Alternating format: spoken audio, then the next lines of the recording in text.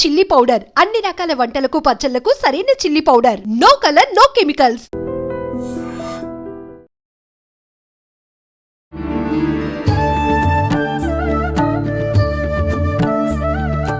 నమస్కారం, welcome to I dream. ధర్మ మార్గం విత్ విజిత కార్యక్రమానికి స్వాగతం. ప్రస్తుతం మనతో పాటు ఉన్నారు ఆధ్యాత్మిక గురువులు, ప్రణవ పీఠాధిపతులు, త్రిభాషా మహా సహస్ర అవధాని డాక్టర్ శ్రీ వద్దిపర్తి పద్మాకర్ గారు. ఇప్పుడు గురువుగారితో మాట్లాడి మరిన్ని విషయాలు తెలుసుకుందాం. మనకున్న సందేహాలన్నింటినీ కూడా నివృత్తి చేసుకునే ప్రయత్నం చేద్దాం. నమస్కారం గురుగారు.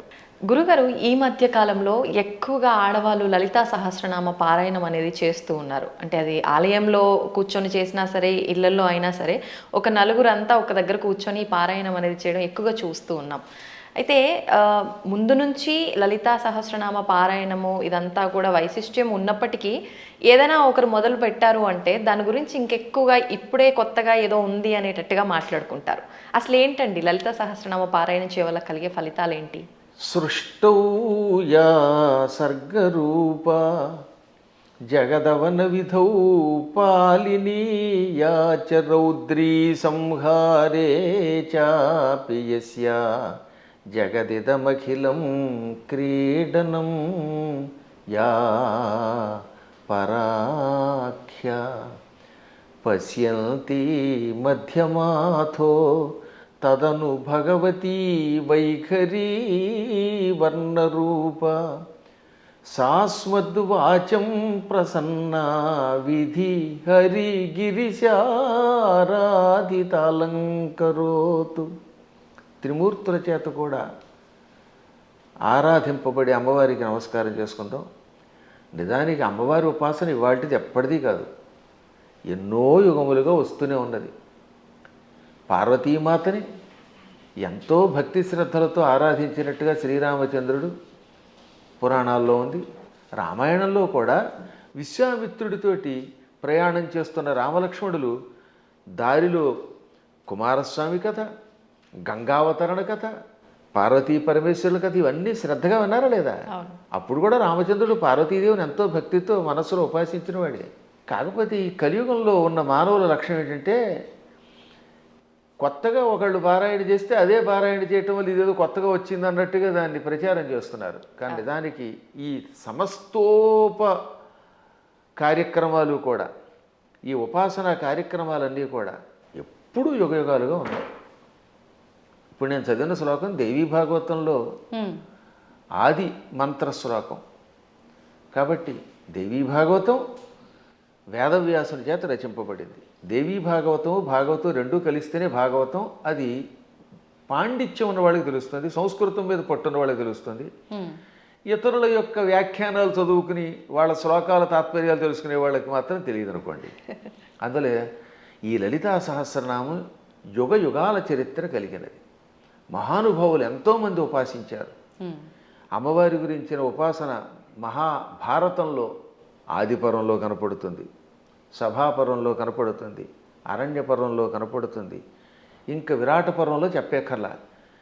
ఇప్పుడు ఈ లలితా సహస్రనామంలో ఉన్న నామములను గుదిగురిచ్చి ఒక స్తోత్రంగా ధర్మరాజు చేశాడు. ధర్మరాజు విరాటరాజు గారి కొలువులోకి వెళ్లే ముందు ఒక ఆలయం ప్రాంగణం దగ్గర నిలబడి అమ్మవారిని 24 శ్లోకాల్లో స్తోత్రం చేశాడు. ఆ తర్వాత వీళ్ళంతా మారువేషాలు వేసుకుని విరాటరాజు గారు కొలువులోకి వెళ్ళారు. కానీ చిత్రం ఏంటంటే నిజానికి అమ్మవారిని స్తోత్రం చేసింది ఎవరు? ధర్మరాజు. ఎక్కడ? మహాభారతంలో విరాట పర్వంలో విరాటరాజు గారి కొలువు దగ్గరికి వెళ్లే ముందనమాట. అంటే ధర్మరాజు గారేమో కంకుబెట్టి అనే పేరుతోటి, భీముడు వంటలవాడు వలలుడు వేషంలో, అర్జునుడు పేడి రూపంలో, బృహన్నల రూపంలో, నకుల సహదేవులు వరుసగా అశ్వనీపాలకులు, అశ్వపాలకులను గోపాలకులుగా వెడుతున్నారు. ద్రౌపదీదేవి మానిని అనే పేరుతోటి వెడుతోంది, మాలినిగా, ఇది సైరంధ్రిగా. విరాట పర్వాన్ని నర్తనశాలగా సినిమా తీశారు. అందులో ఏం చేశారనమాట, ధర్మరాజు గారు అమ్మవారిని స్తోత్రం చేస్తే ద్రౌపది స్తోత్రం చేసినట్టుగా జననీ శివకామిని అని పాట పెట్టారు. నిజానికి జననీ శివకామిని అందంగా పీసుశీల్ గారు అద్భుతంగా పాడిన స్తోత్రం నిజానికి ఎవరు చేశారనమాట, అది ఆ స్తోత్రం ధర్మరాజు చేశాడు. కాబట్టి ధర్మరాజు కూడా అమ్మవారిని ఉపాసన చేశాడు. ఇక ఆ తరువాత మరికొద్దిసేపట్లో భగవద్గీత ప్రారంభం అవుతుందనగా అర్జునుడు అమ్మవారిని 14 శ్లోకాల్లో స్తోత్రం చేశాడు. నమస్తే సిద్ధశానాని ఆర్యే మందరవాసిని కుమారి కాళి కాపాలి కపిలే కృష్ణ పింగళే భద్రకాళి నమస్తుభ్యం మహాకాళి నమోస్తుతే చండి చండి నమస్తుభ్యం తారిణి వరవర్ణిని అంటూ 14 శ్లోకములతో అమ్మవారిని స్తోత్రం చేశాడు. ఆ స్తోత్రాల్లో ఉన్న నామాలన్నీ లలితా సహస్రనామంలోవే. వాటిని ఇంకొక రకంగా గుదిగుచ్చి ఈయన స్తోత్రం చేశాడు. కాబట్టి వీళ్ళు అమ్మవారిని ఉపాసించారు. కాబట్టి అమ్మవారిని ఉపాసించటం అర్జునుడు చేశాడు కృష్ణుడి సలహా మీద, ధర్మరాజు గారు చేశారు. ఇంకా ఆశ్చర్యం, మనందరం ఎంతో ప్రామాణికంగా భావించే భాగవతం ఉందా? అవునండి. ఈ భాగవతంలో ద్వారకా నగరంలో శ్రీకృష్ణ పరమాత్ముడు సత్యభామాదేవి యొక్క తండ్రి సత్రాజిత్ అభాండం వేస్తే అభాండం నుంచి బయటపడడం కోసం వెళ్ళాడు. ఏది? మణి కోసం, శమంతక మణి కోసం. ఆయన ఎప్పటికీ రాకపోతే 28 రోజులు రాలేదు ఆయన. ఆ లోపు అమ్మవారిని స్తోత్రం చేశారు, అమ్మవారిని పూజించారు. ఎవరు? ఆయన భార్య రుక్మిణీదేవి, పక్కన ఉన్నటువంటి మహానుభావుడు దేవకి వసుదేవులు అందరూ కూడా అమ్మవారిని పూజించారు. అప్పుడు అమ్మవారు ఏమంటుంది? బాలామణితో మణితో హేలాగతి వచ్చు వనరు హేక్షణుడనుచు అని అమ్మవారు పలికింది. తొందరలో శ్రీకృష్ణ పరమాత్ముడు భామామణితో వస్తాడు. అక్కడ భామామణి అంటే జాంబవతి, జాంబవతిని తీసుకొస్తాడు, మణితో వస్తాడు, జాంబవంతుడిని జయిస్తాడు, ఆయనకి కీర్తి వస్తుంది అని అమ్మవారు పలికింది. కాబట్టి సాక్షాత్తు శ్రీకృష్ణ పరమాత్ముడు అంతటి వాడు పునఃస్థాపన చేసిన ద్వారకా నగరానికి అధిష్టాన దేవత అంబిక. అంబిక అనే పేరుతో ఉన్నది. ఇది భాగవతంలో ఉన్నది, ఇంకెవరో పద్మాకర్ గారు రాసింది కాదు. కాబట్టి అమ్మవారి ఉపాసన ఎంత ప్రాచీనమో ఆలోచించండి. అలా ప్రాచీన కాలం నుంచి అందరూ అమ్మవారిని ఉపాసిస్తున్నారు. శక్తిని ఉపాసించకుండా ఎవడుంటాడు? ఇప్పుడు వెర్రి పెరిగిపోయి కొట్టుకోవడాలు పెరిగిపోయాయి. కాబట్టి అమ్మ లలితా సహస్రనామాలు, ఈ అమ్మవారి ఉపాసన యుగయుగాల చరిత్ర కలిగినది. అందులో ఇప్పుడు ఏంటంటే కలియుగంలో శక్తి కల్పం అవటం వల్ల ఎక్కువ పెరుగుతుందట. దీనివల్ల ఎక్కువ లాభం కూడా ఉన్నది. ఇప్పుడు మేము ఉన్నాం, నిత్యం చేసేది భాగవత సప్తాహం. నాకు కృష్ణ పరమాత్ముడు ఎంతో, అమ్మవారి ఉపాసనతో చేసే ఉపాసనేమో అమ్మవారిది, కానీ మానసికంగా లోపల కనబడేది కృష్ణుడు. అర్చన అభిషేకం చేసేది శివుణ్ణి. కాబట్టి శివుడైనా కృష్ణుడైనా అమ్మైనా ఉన్నది ఒకే చైతన్య స్వరూపం. ఆ జ్ఞానం కలిగిన వాడు, వాడి స్థాయి వేరు. జ్ఞానం లేనప్పుడు రూపాలతో మాత్రమే కొట్టుకునే అజ్ఞానుల స్థాయి వేరు. అందుకే లలితా సహస్రనామం వీటికి అతీతమైన చైతన్య స్వరూపం అది. గురుగారు, ఇప్పుడు మీరు అన్నారు అమ్మవారైనా కృష్ణుడైనా శివుడైనా అంతా ఒకటే శక్తి స్వరూపము, మూర్ఖులు అని చెప్పి. ఈ మధ్య కాలంలోనే నాకు జరిగిన ఒక ఎక్స్పీరియన్స్, నేను ఎక్కువగా శివుణ్ణి ఆరాధిస్తూ ఉంటా. ఎందుకు అనవసరంగా నువ్వు శివుణ్ణి ఆరాధిస్తున్నావు, అమ్మవారిని పట్టుకో, శివుణ్ణి ఆరాధిస్తే ఏం ఫలితం లేదు, వాడు పిచ్చోడు, ఇంకా ఎక్కువ ఇబ్బందులు పెడతాడు అని చెప్పి అన్నారు. దానికి నేను ఏం సమాధానం చెప్పాలంటారు? నేను ఎలా నిర్ణయం తీసుకోవాలంటారు? అవతల మూర్ఖులు అయితే వాళ్ళకి ఏం సమాధానం చెప్పద్దు, మన పని మనం చేసేద్దాం. కొంచెం జ్ఞాని అయితే అజ్ఞానంతో కాకుండా కొంత జ్ఞానం కలిగితే వాడికి సమాధానం చెప్పచ్చు. అందుకే భర్తృహరి సుభాషితాలు చాలా గొప్పవి. అజ్ఞ సుఖమారాధ్య. అజ్ఞ అంటే ఏమీ తెలియని వాడు ఉన్నాడు, మూర్ఖుడుగా. వాడు మూర్ఖుడు కాదు, ఏమీ తెలియని వాడు. ఏమీ తెలియని వాడికి బాగు చేయొచ్చట. అజ్ఞ అంటే ఏమీ తెలియని వాడు, సుఖం ఆరాధ్య బాగా చెప్పడానికి అర్హుడు. ఏమీ తెలియని వాడు కూర్చోబెట్టి చెప్పచ్చు. అంతే. సుఖతరం ఆరాధ్యతే విశేషజ్ఞ. బాగా చదువుకున్న పండితుడికి చెప్పచ్చు, ఏమీ తెలియని వాడికి చెప్పచ్చు, బాగా తెలిసిన వాడికి చెప్పచ్చు. జ్ఞానలవ దుర్విదగ్ధం బ్రహ్మాపి నరన్నరంజయతి. జ్ఞానలవ దుర్విదగ్ధుడు అంటే అర్థం ఏంటనమాట? తెలుసున్నది ఎంత, లవము అంటే కొంచెం, కొంచెం తెలుసు కానీ అన్నీ తెలుసని వాడికి అహంకారం. ఈ మధ్యన అలాంటి వాళ్ళు ఎక్కువైపోయారంట యూట్యూబ్లో. వాడికి ఏం తెలియదు, నాకు తెలుసని అహంకారం. అలాంటి మూర్ఖుణ్ణి బ్రహ్మాపి నరన్నరంజయతి. అటువంటి నరుణ్ణి బ్రహ్మ కూడా బాగు చేయలేట. వాడికి ఏం చెప్పలేడు, బ్రహ్మ వచ్చి చెప్పినా వెండవాడు. అందుకే కొంతమంది మూర్ఖులు చూసారా, నేను దేవుడు చెప్పినా చేయను, దేవుడు వచ్చి దిగొచ్చినా విన్నంటాడు. వీడి మొహానికి దేవుడు దిగి వస్తాడా? ఏ దేవుడే కదా, దెయ్యం కూడా దిగిరాదు. అంచేత అటువంటి వాళ్ళకి మనం చెప్పక్కర్లేదు, మన పని మనం చేయాలి. కానీ ఒక గొప్ప అద్భుతమైన శ్లోకం ఆది శంకరాచార్యుల వారు మనలాంటి వాళ్ళ కోసమని దేవి అపరాధ క్షమాపణ స్తోత్రంలో రాశారు. ఆ స్తోత్రం పేరేంటి? దేవి అపరాధ క్షమార్పణ స్తోత్రం. అమ్మా నన్ను క్షమించు అని చిట్ట చివరి చెప్పే స్తోత్రం. అద్భుతమైన స్తోత్రం అది. కొంతమంది వాళ్ళు అది కూడా ఆయన రాయలేదని పిచ్చివాదం చేసేవాళ్ళు ఉంటారు, వాళ్ళని మనం పక్కన పెట్టేద్దాం. కానీ చితాభస్మాలేపో గరళమశనం దిక్పటధర జటాధారి కంఠే భుజగపతిహారీ పశుపతి కపాలీ భూతేశో భజతి జగదీశైక పదవీం భవాని త్వత్పాణిగ్రహణ పరిపాటీ ఫలమిదం. భవాని అంటే ఓ పార్వతి, నీ భర్త శివుడి దగ్గర ఏముందమ్మో గొప్పతనం. ఇది ఎంత గొప్పగా ఉంటుంది ఈ స్తోత్రం చివరిదాకా వినాలి జాగ్రత్తగా. ఆయన చితాభస్మాలేప, ఎవడో శవాన్ని తీసుకెళ్ళి శ్మశానంలో కాల్చారు. ఆ కాల్చగా వచ్చిన బూడిని ఏమంటారు? చితాభస్మము. చితి మీద నుంచి వచ్చినటువంటి భస్మం. ఆ భస్మాన్ని ఆలేప, ఒంటికి పూసుకుంటున్నవాడు. మనం గంధం పూసుకుంటాం అంటే మా బొట్టి వాళ్ళం పూర్వం గంధం అరగ తీసుకుని పూసుకునేవాళ్ళం. మీ బొట్టి వాళ్ళు ఈ మధ్యన పెర్ఫ్యూమ్స్ వచ్చాయి కదా, కిష్కం కిష్కం అనేది ఏదో కొట్టుకుంటాడు, మళ్ళీ అందులోంచి గాలి వస్తుంది, అందులోంచి వచ్చేది గాలేగా పొగేగా అని మళ్ళీ అడ్వర్టైజ్మెంట్లు. సరే ఏది ఏమైనా మొత్తం మీద సుగంధ ద్రవ్యాలు పూసుకుంటారు. ఆయన మాత్రం ఒంటికి ఏం చేస్తాడు? కాష్టంలో బూడిద పూసుకుంటాడు. పోని ఆహారం ఇడ్లీలో చపాతీలో బూరిలో గారెలో దధ్వజనో తిండు గరళ వశనం విషమే ఆహారంగా స్వీకరించాడు. ఇంకా మంచి బట్టలు కట్టుకుంటున్నాడా? కనీసం పద్మాకర్ గారైనా అంతో ఎంతో మంచి లాల్చీ వేశారు. కానీ ఆయన దిక్కులే వస్త్రం. దిక్కు అంటే తూర్పు మొదలుకొని అన్ని దిక్కులు. పటము అంటే వస్త్రం. దిక్పటధర అంటే దిక్కులను వస్త్రముగా ధరించేవాడు. అదే దిగంబరుడు అంటే. దిక్కు అంబరహ దిగంబరహ. అంబరం అంటే వస్త్రం. దిక్కులు వస్త్రంగా ధరించేటంటే అర్థం ఏమిటమ్మా? ఇప్పుడు ఉదాహరణకి ఈ గదే పద్మాకర్ గారికి బట్ట అంటే ఇంక వేరే వస్త్రం వేసుకోలేదు. అది దిక్కులు వస్త్రంగా ధరించేటంటే ఏ బట్టలు లేకుండా ఉన్నాడు. అక్కడికి అది అయిపోయింది. ఇక తర్వాత ఏమంటున్నాడైనా జటాధారి, చక్కగా క్రాఫ్ దువ్వుకోడు, కర్లింగులు లేవు, కటింగులు లేవు, జడలు అట్ల కట్టేసి ఉంటాయి. ఆ అట్టలు కట్టిన జడల్ని ధరిస్తున్నాడు. మెడలో బంగారపు గొలుసు ఒక్కటి కూడా లేదు. భుజగపతిహారి, బుస్సుమని మీదకి వచ్చే కాటురాజు గారిని మెడలో వేసుకున్నాడు ఆయన. పావుని గొలుసుగా వేసుకున్నాడు. పశుపతి, ఇంకా ఆయన ఎవరికి అధిపతి? పశువులకు అధిపతి.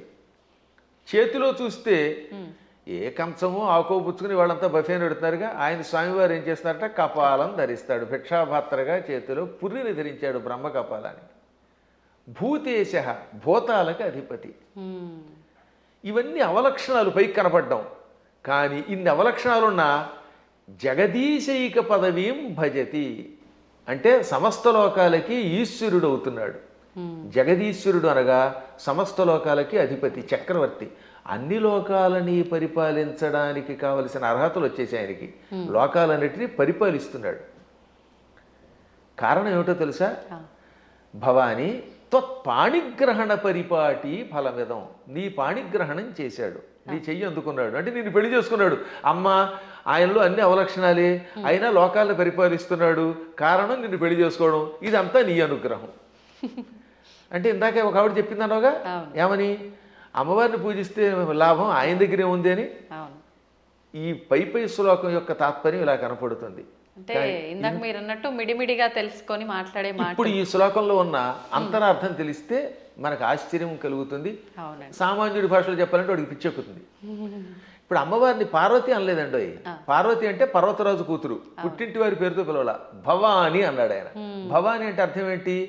భవస్య పత్ని భవాని అంటే శివుడి పెళ్ళామా. దాని అర్థం ఏంటి? మళ్ళీ అక్కడ ఏమంటున్నాడంటే ఆవిడ్ని ఓ శివుడి పెళ్ళామా అన్నాడు. మనకి ఏమనిపిస్తుంది? ఆవిడ పొగిడినట్టు ఏం లేదు. మళ్ళీ వచ్చేసరికి నువ్వు ఎన్ని గొప్ప లక్షణాలు ఉన్నా, నీ వల్ల ఆయనకు గొప్పతనం వచ్చినా నువ్వు శివుడి పెళ్ళానివే. నీ అనేది నీప్ అని ఒకటి ఉంటుంది వ్యాకరణంలో. ఆ నీప్ అనేది కొన్నింటికి చేరితే భార్య అని అర్థం వస్తుంది. ఆ ఏ ఏ పదాలకి? భవ దానికి నీపు చేరితే భవాని, మృడ నీపు చేరితే మృడాని, రుద్ర నీపు చేరితే రుద్రాణి, శర్వ శర్వాణి. వీటికి భార్య అని అర్థం వస్తుంది. అందులో శివాని లేదు. అందుకే శివాని అనే శబ్దం అసాధు. శివాని అని వాడేస్తారు కానీ శివ శబ్దం పక్కన నీపు ఉండదు. భవ, రుద్ర, మృడ, శర్వ ఇది ఆకృతి గణం. వీటికి మాత్రమే చేరితే భవాని, రుద్రాణి, మృడాని, శర్వాణి అవుతాయి. కాబట్టి ఇంత చేసి నువ్వు ఎంత గొప్పదానివైనా, నీ వల్ల ఆయనకి వచ్చినా నువ్వు ఆయన పెళ్ళానివే అని చెప్పడం. ఇంకా పైకి వద్దాం ఇందాక చెప్పినవి. ఈ ప్రపంచంలో ఎవడైనా కాష్టంలో ఉన్న బూడిదను పూసుకుంటాడా? మీకు ఎంతో స్నేహితుడు ఒక ఆయన ఉన్నాడండి, ఎంతో ఇష్టుడు ఒక ఆయన ఉన్నాడు. ఆ గొప్ప వ్యక్తి ఒక ఆయన తాతగారు అంటే చాలా ఇష్టపడతాడు. ఆ తాతగారు పోయారనుకుందాం. ఆ తాత లేకపోతే బతకలేనన్నవాడు ఆ తాతగారి శరీరం కాలిపోయాక ఆ బూడిద పూసుకుంటాడా? అస్సలు ఒక్క శివుడు మాత్రమే తన భక్తులు తనను ఉపాసించాక వాడు నా భక్తుడు, వాడు నాకు ఎంతో ఇష్టుడు అని వాడు చావగానే వాడి శరీరాన్ని శ్మశానంలో కాలిస్తే రారా నాయనా అని వాడి బూడిదని ఒంటికి పూసుకుంటున్నాడు. ఆ బూడిద పూసుకోగానే వాడు శాశ్వతంగా కైలాసానికి వెడుతున్నాడు. అంటే ఆ భక్తుడి మీద ఆయనకి ఎంత ఇష్టం. ఈ ప్రపంచంలో ఇంత ప్రేమగా చూసే దేవుడు ఇంకెవడన్నా ఉన్నాడా? ఒకసారి ఆలోచించండి. భక్తుడి యొక్క కాష్టంలో బూడిదని ఒంటి మీద గంధంలా పూసుకునే ఏకైక కరుణామూర్తి శివుడే. ఆయనకి మాత్రమే శక్తి ఉంది, ఇంకెవడో పూసుకోలేడు. పూసుకుంటే చస్తాడు, బ్యాక్టీరియా వచ్చి చచ్చిపోతాడు ముందు. రెండవది గరళ మశనం, పాలసముద్రం చిలికారు. ఈ పాలసముద్రంలో అమృతం వస్తుంది అనుకుంటే మొట్టమొదట పుట్టింది విషం. భయంకర కాలకోట విషానికి లోకాలన్నీ కాలి బూడిదైపోయాయి, అందులోంచి పొగొచ్చింది. అందరూ దిక్కులేక శివ రక్షించమని ఆయన దగ్గరికి వెళ్ళారు. ఒక్కడు తాగాడా దాన్ని ఎవడన్నా? ఇంతమంది సోకాళ్ళు దేవతల్లో ఒక్కడైనా దాన్ని తాగి రక్షించాడా? ఒక్క శివుడు మాత్రం పార్వతి కేసు తిరిగి, పార్వతి వీళ్ళు నా పిల్లలు రక్షించమని అడిగారు, తాగేస్తున్నాను అన్నాడు ఆయన. అప్పుడు భార్య తాగమంటుందండి నిజంగాను? ఏ భార్య అయినా సరే, ఏమండి వాళ్ళకి మతి లేకపోతే మీకు మతి లేదా? బాబోయ్ నా మంగళసూత్రం గట్టిగా ఉండాలి, మీరు తాగద్దనాలా, కానీ ఆవిడే ఉంది తాగేయండి అంది. అందుకే పోతన గారు అక్కడ ఒక అద్భుతమైన పద్యం రాశారు భాగవతంలో అష్టమస్కంధంలో. మృంగెడివాడు విభుండని, మింగేవాడు తన భర్తని తెలుసు. ఆ మింగేవాడు తన భర్త అని ఆవిడ తెలియదా? తెలుసు. మృంగెడిదియు గరళమనియు, ఆయన మింగేది గరళం విషం తప్ప అమృతం కూల్ డ్రింకు కాదని ఆవిడికి తెలుసు. అది తాగితే ఏం జరుగుతుందో కూడా తెలుసు. అది ఇంకోటి ఎవడన్నా తాగితే చచ్చిపోతాడే తెలుసు. అయినా మేలని ప్రజకుల్ మృంగుమనే సర్వమంగళ మంగళ సూత్రంబునెంత మది నమ్మినదో. ఎంత అద్భుతమైన పద్యం. అయినా ఈ సృష్టి అంతా తన పిల్లలు, మా పిల్లలు బాగుండాలి, వాళ్ళ కోసం మేము ఏమైనా పర్వాలేదు అని త్రాగమన్నది. తాగమండవే కాదు, తన మంగళసూత్రాన్ని అంత నమ్మింది. శివుడు నా మెడలో మంగళసూత్రం కట్టాడు, కట్టాక ఆయనకి ఏం అవ్వదు, నా మెడలో ఆయన కట్టిన మంగళసూత్రం ఉండగా ఈ విషయం కూడా ఆయన ఏమీ చేయదనే నమ్మకంతో తాగమన్నదట. అది వాళ్ళ దంపత్య యొక్క బంధం. ఆ దంపతులు ఇద్దరిలో ఎవరు గొప్ప ఎవరు తక్కువ అంటే అది అజ్ఞానం. ఈవిడ వల్ల ఆయన, ఆయన వల్ల ఈవిడ. ఇంతకీ ఎందుకు చెప్తున్నానంటే నేను, అంతటి కాలకోట విషమును టక్కన చేతిలోకి తీసుకుని ఇంత నేరేడు పండు ముద్దగా మార్చి మింగాడు ఆయన. మింగడం కూడా కంఠంలో ఎక్కడ పెట్టుకున్నాడు, సరిగ్గా ఈ కంఠం దగ్గర పెట్టాడు. లోపల లోకాలు ఉన్నాయట, బయట లోకాలు ఉన్నాయి. విషం బయట ఉంటే బయట ఉన్న లోకాలని బూడిద చేస్తుంది, కడుపులో కెడితే కడుపులో ఉన్న లోకాలు బూడిదైపోతాయి. ఇక లోకములు లేని ఏకైక స్థానం ఆయన కంఠాన్ని మాత్రమే అట్టే పెట్టాడు. కంఠంలో లోకాలు లేవు, అందుకని గొంతుకులో పెట్టాడు. ఇక్కడుంటే ఎవరికీ ప్రమాదం లేదు కనుక. ఇప్పుడు మీకు ఒక కాఫీ ఇస్తాం, తాగండి. తాగి నాలుక మీద కానీ కడుపులోకి కానీ పంపకుండా గొంతుకులో అట్టే పెట్టగలరా? అస్సలు సాధ్యం. గుట్టక వేస్తే టక్కన కిందకి దిగిపోవాల్సిందే, లేదా అతి కష్టం మీద నోట్లో పెట్టాలి. అది కూడా ఎంతసేపు పెట్టగలం, బయటనే ఉమ్మాలి, అవునా? అటువంటిది అంత కాలకోట విషయాన్ని ఇక్కడ బంధించే శక్తి ఏ దేవతకు ఉంది? ఒక్క శివుడికి ఉన్నది. అందుకే తెల్లని శివుడి శరీరం కూడా, శివుడు కూడా నాలా అందంగా తెల్లగా ఉండేవాడు. ఈ విషం కంఠంలోకి వెళ్ళాక నీలంగా మారిపోయి శ్రీకంఠుడు గరళకంఠుడు అయ్యాడు. అది ఆయనకు ఒక ఆభరణం అయింది, కీర్తి తెచ్చిపెట్టింది. అందువల్ల గరళ వచనం అంటే అంతటి విషాన్ని ఆహారంగా స్వీకరించి గొంతుకులో పెట్టినవాడు ఆయన తప్ప ఎవడున్నాడమ్మా? ఇంకా ఆకాశాన్ని జుట్టుగా మార్చుకొని అట్లగట్టేలా జడలు పెట్టాడు. ఆకాశంలో ఉన్న మబ్బులు అవన్నీ ఆయనకి కేశములైపోయాయి, వ్యోమకేశుడు ఆయన. అందువల్ల జటాధారి. మెడలో వాసుకి అని పిలువబడే ఒక భయంకర సర్పాన్ని ఎవడు పెట్టుకోగలుగుతాడు? ప్రపంచంలో పాముల్ని భరించే శక్తి ఇద్దరికి ఉంది. ఒక ఆయన పాము మీద పడుకున్నాడు, శ్రీ మహావిష్ణువు ఆదిశేషుడి మీద. ఇంకోటి ఎవడు ఆయన భరించలేడు. ఆ వాసుకినేమో మెడలో ఈయన గొలుసులో వేసుకున్నాడు.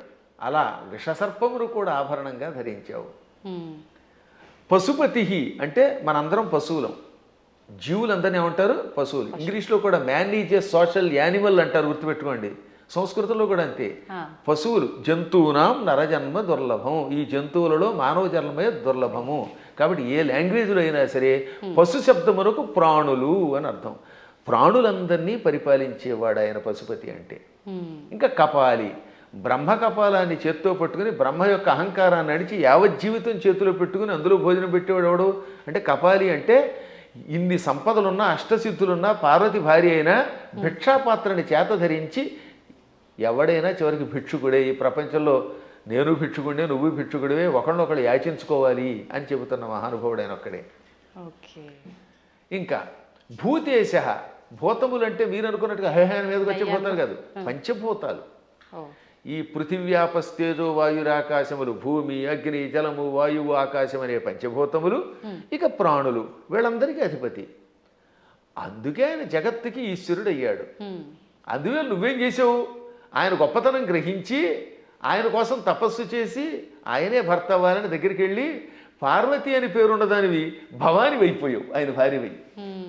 అందుకే ఇప్పటికి కూడా ఇంగ్లీష్ వాళ్ళు మన సంస్కృత సంప్రదాయాల్లో కొన్ని పాటిస్తున్నారు. ఉదాహరణకి పద్మాకర్ గారి భార్య ఉంది, ఆవిడ ఏమన్నా మిసెస్ పద్మాకర్ అంటారా లేదా? అంటారు. రంగవేణి గారిని పిలవకుండా అంటే భవానీలాగా. పార్వతి కాస్త ఆయన భార్య అయ్యాక మిసెస్ శివ అయ్యింది, ఆ మాట భవానీ అన్నాం అంతే టెక్నిక్గా. అంటే ఎంత గొప్ప శక్తి! శివుడి భార్యని అనిపించుకోవడానికి ఇష్టపడుతోంది కానీ నేను పార్వతిని ఫలానా వాళ్ళ పుట్టింటి వారి సంబంధమైందా అని అనిపించుకోవడానికి ఆవిడ ఇష్టపడటం లేదు. ఈ లక్షణాలు ఆయనలో గొప్పవి కాబట్టే ఆయనని నువ్వు వరించావు, నీ వల్ల ఆయన పార్వతీ వల్లభుడయ్యాడు. ఈ విధంగా ఇద్దరు గొప్పవారే. ఇంక చివరిగా దిక్పటధరహ అంటే దిక్కులే వస్త్రములు అంటే మొత్తం ప్రపంచమంతా వ్యాపించినవాడు. అది వ్యాపిస్తే కదా బట్ట అయ్యేది. మీరు ఆలోచించండి, తూర్పు, పడమర, ఉత్తరం, దక్షిణం, ఆగ్నేయం, నైరుతి, ఈ వాయువ్యం, ఈశాన్యమని పిలువబడే దిక్కులు పైన కింద ఉన్నవి మనకు బట్ట అవ్వాలంటే మనం అంత శరీరం కలిగిన వాళ్ళు అయ్యి ఉండాలి. ఇప్పుడు నాకు ఈ గది బట్ట అవ్వాలంటే నేను గది అంతా నిండిపోవాలి, అప్పుడే ఈ గదిని నేను బట్టగా ధరించగలను. అవునా? అందువల్ల సర్వవ్యాపకుడు అని అర్థం.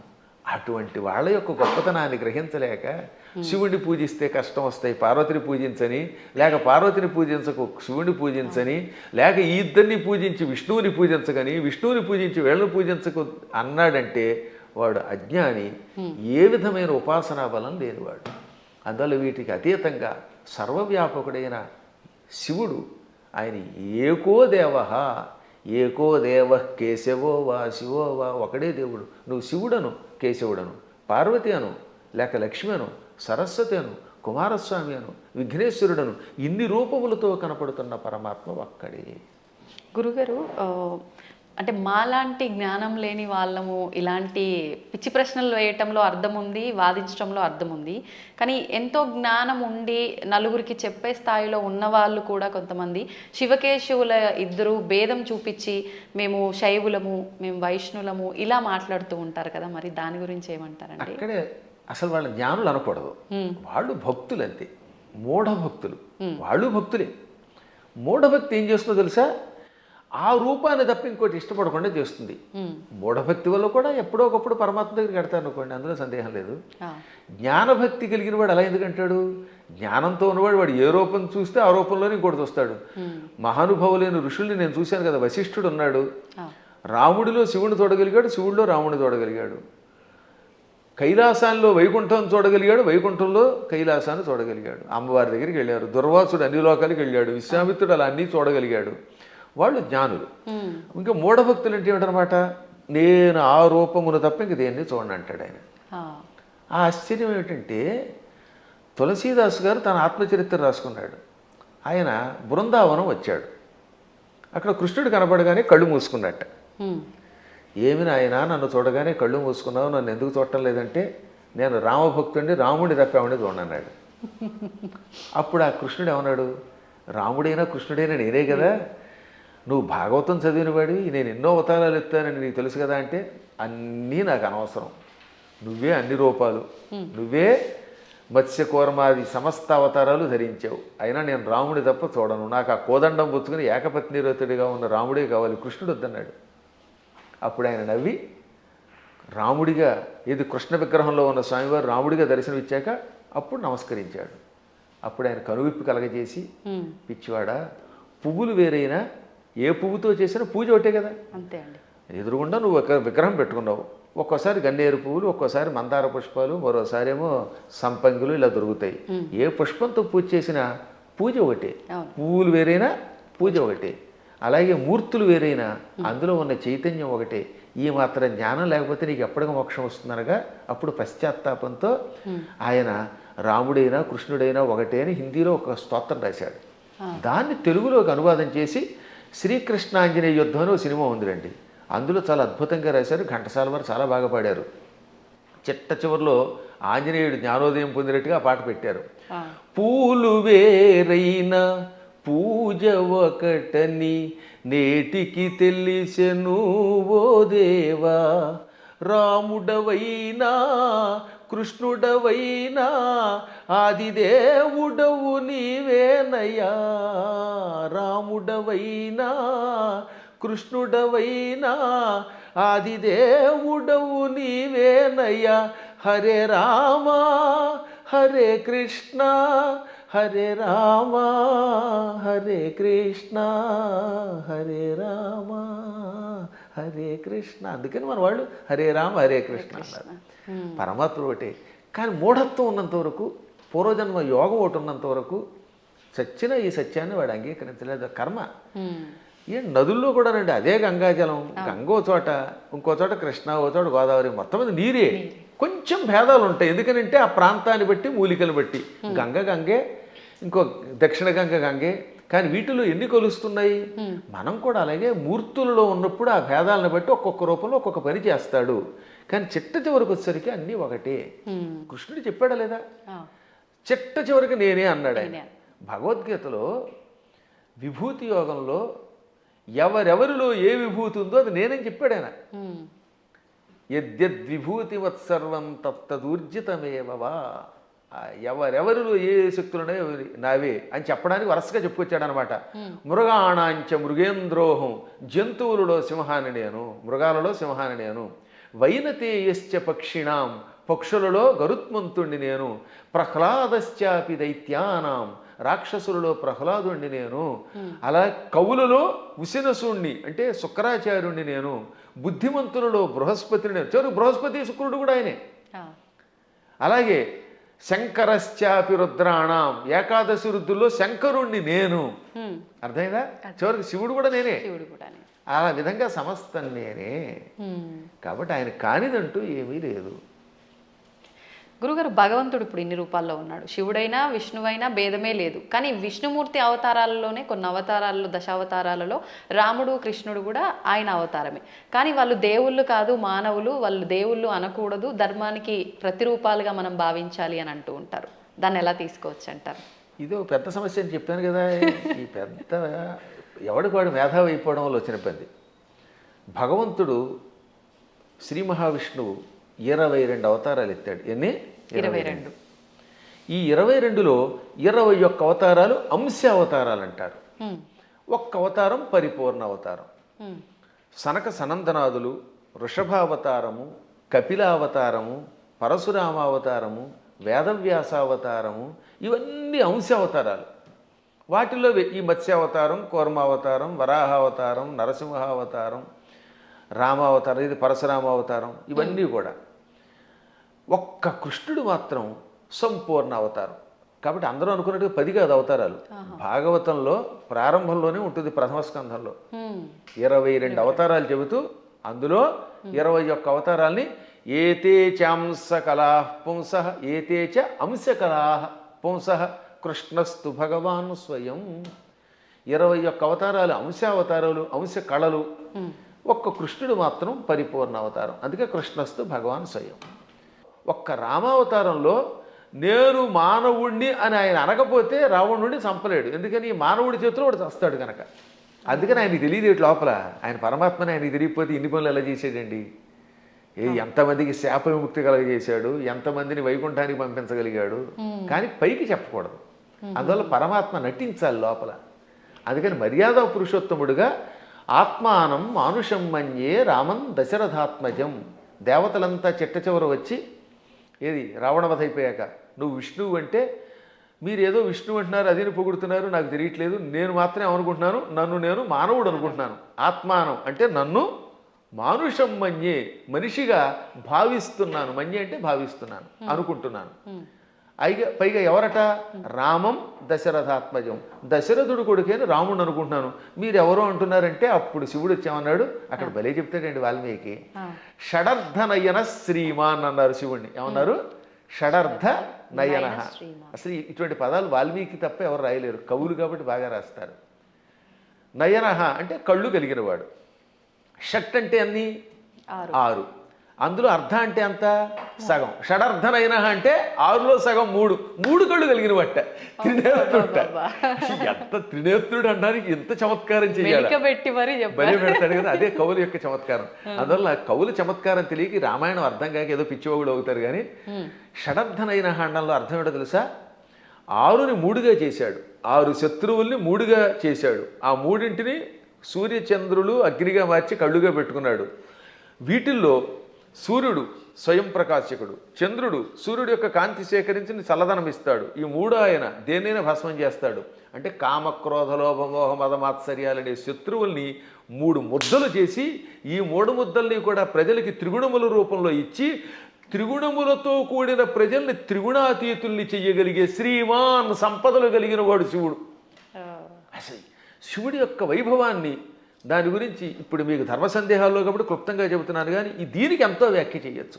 అటువంటి శివుడు, నాయన నువ్వు సాక్షాత్తు విష్ణువువి, దేవతలంతా ప్రార్థించటం వల్ల రాముడిగా అవతరించి దుష్ట శిక్షణ శిష్టరక్షణ చేసావు తప్ప సామాన్యుడు కాదు అని చెబితే దశరథుడు మళ్ళీ వచ్చి ఆయన్ని స్తుతించాడు, బ్రహ్మాదులు స్తుతించారు. అప్పుడు అర్థం అవట్లేదా ఆయన సాక్షాత్తు స్వామిని? కాబట్టి అవేమో ఏదో మానవ అవతారాలంటే ఎలా ఒప్పుకుంటాం? మానవుడిగా అవతరించి మానవుడిగా నటించి ధర్మమును లోకమునికి ఇచ్చిన ఆది విష్ణువు. అది మర్చిపోకూడదు మనం. మళ్ళీ మనకి ఇలాంటి అనుమానాలు మనకి రాకుండా, రాముడు నేను మానవుడన్నా మనకు అనుమానం రాకుండా ఉండడానికి శివుడు మొదలైన వాళ్ళకే చెప్పించాడు. చిట్ట చివర పట్టాభిషేకంలో ఏం చెప్పాడు వాల్మీకి? ఆదిదేవో మహాబాహు హరిర్నారాయణ ప్రభు సాక్షాద్రామో రఘుశ్రేష్ఠ శేషో లక్ష్మణ ఉచ్యతే.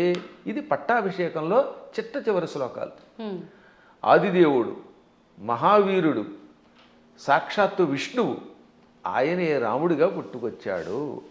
ఆయన విశేషణాలు: ఆదిదేవ, మహాబాహు, సాక్షాత్ నారాయణ ప్రభు, రామ రఘుశ్రేష్ఠ.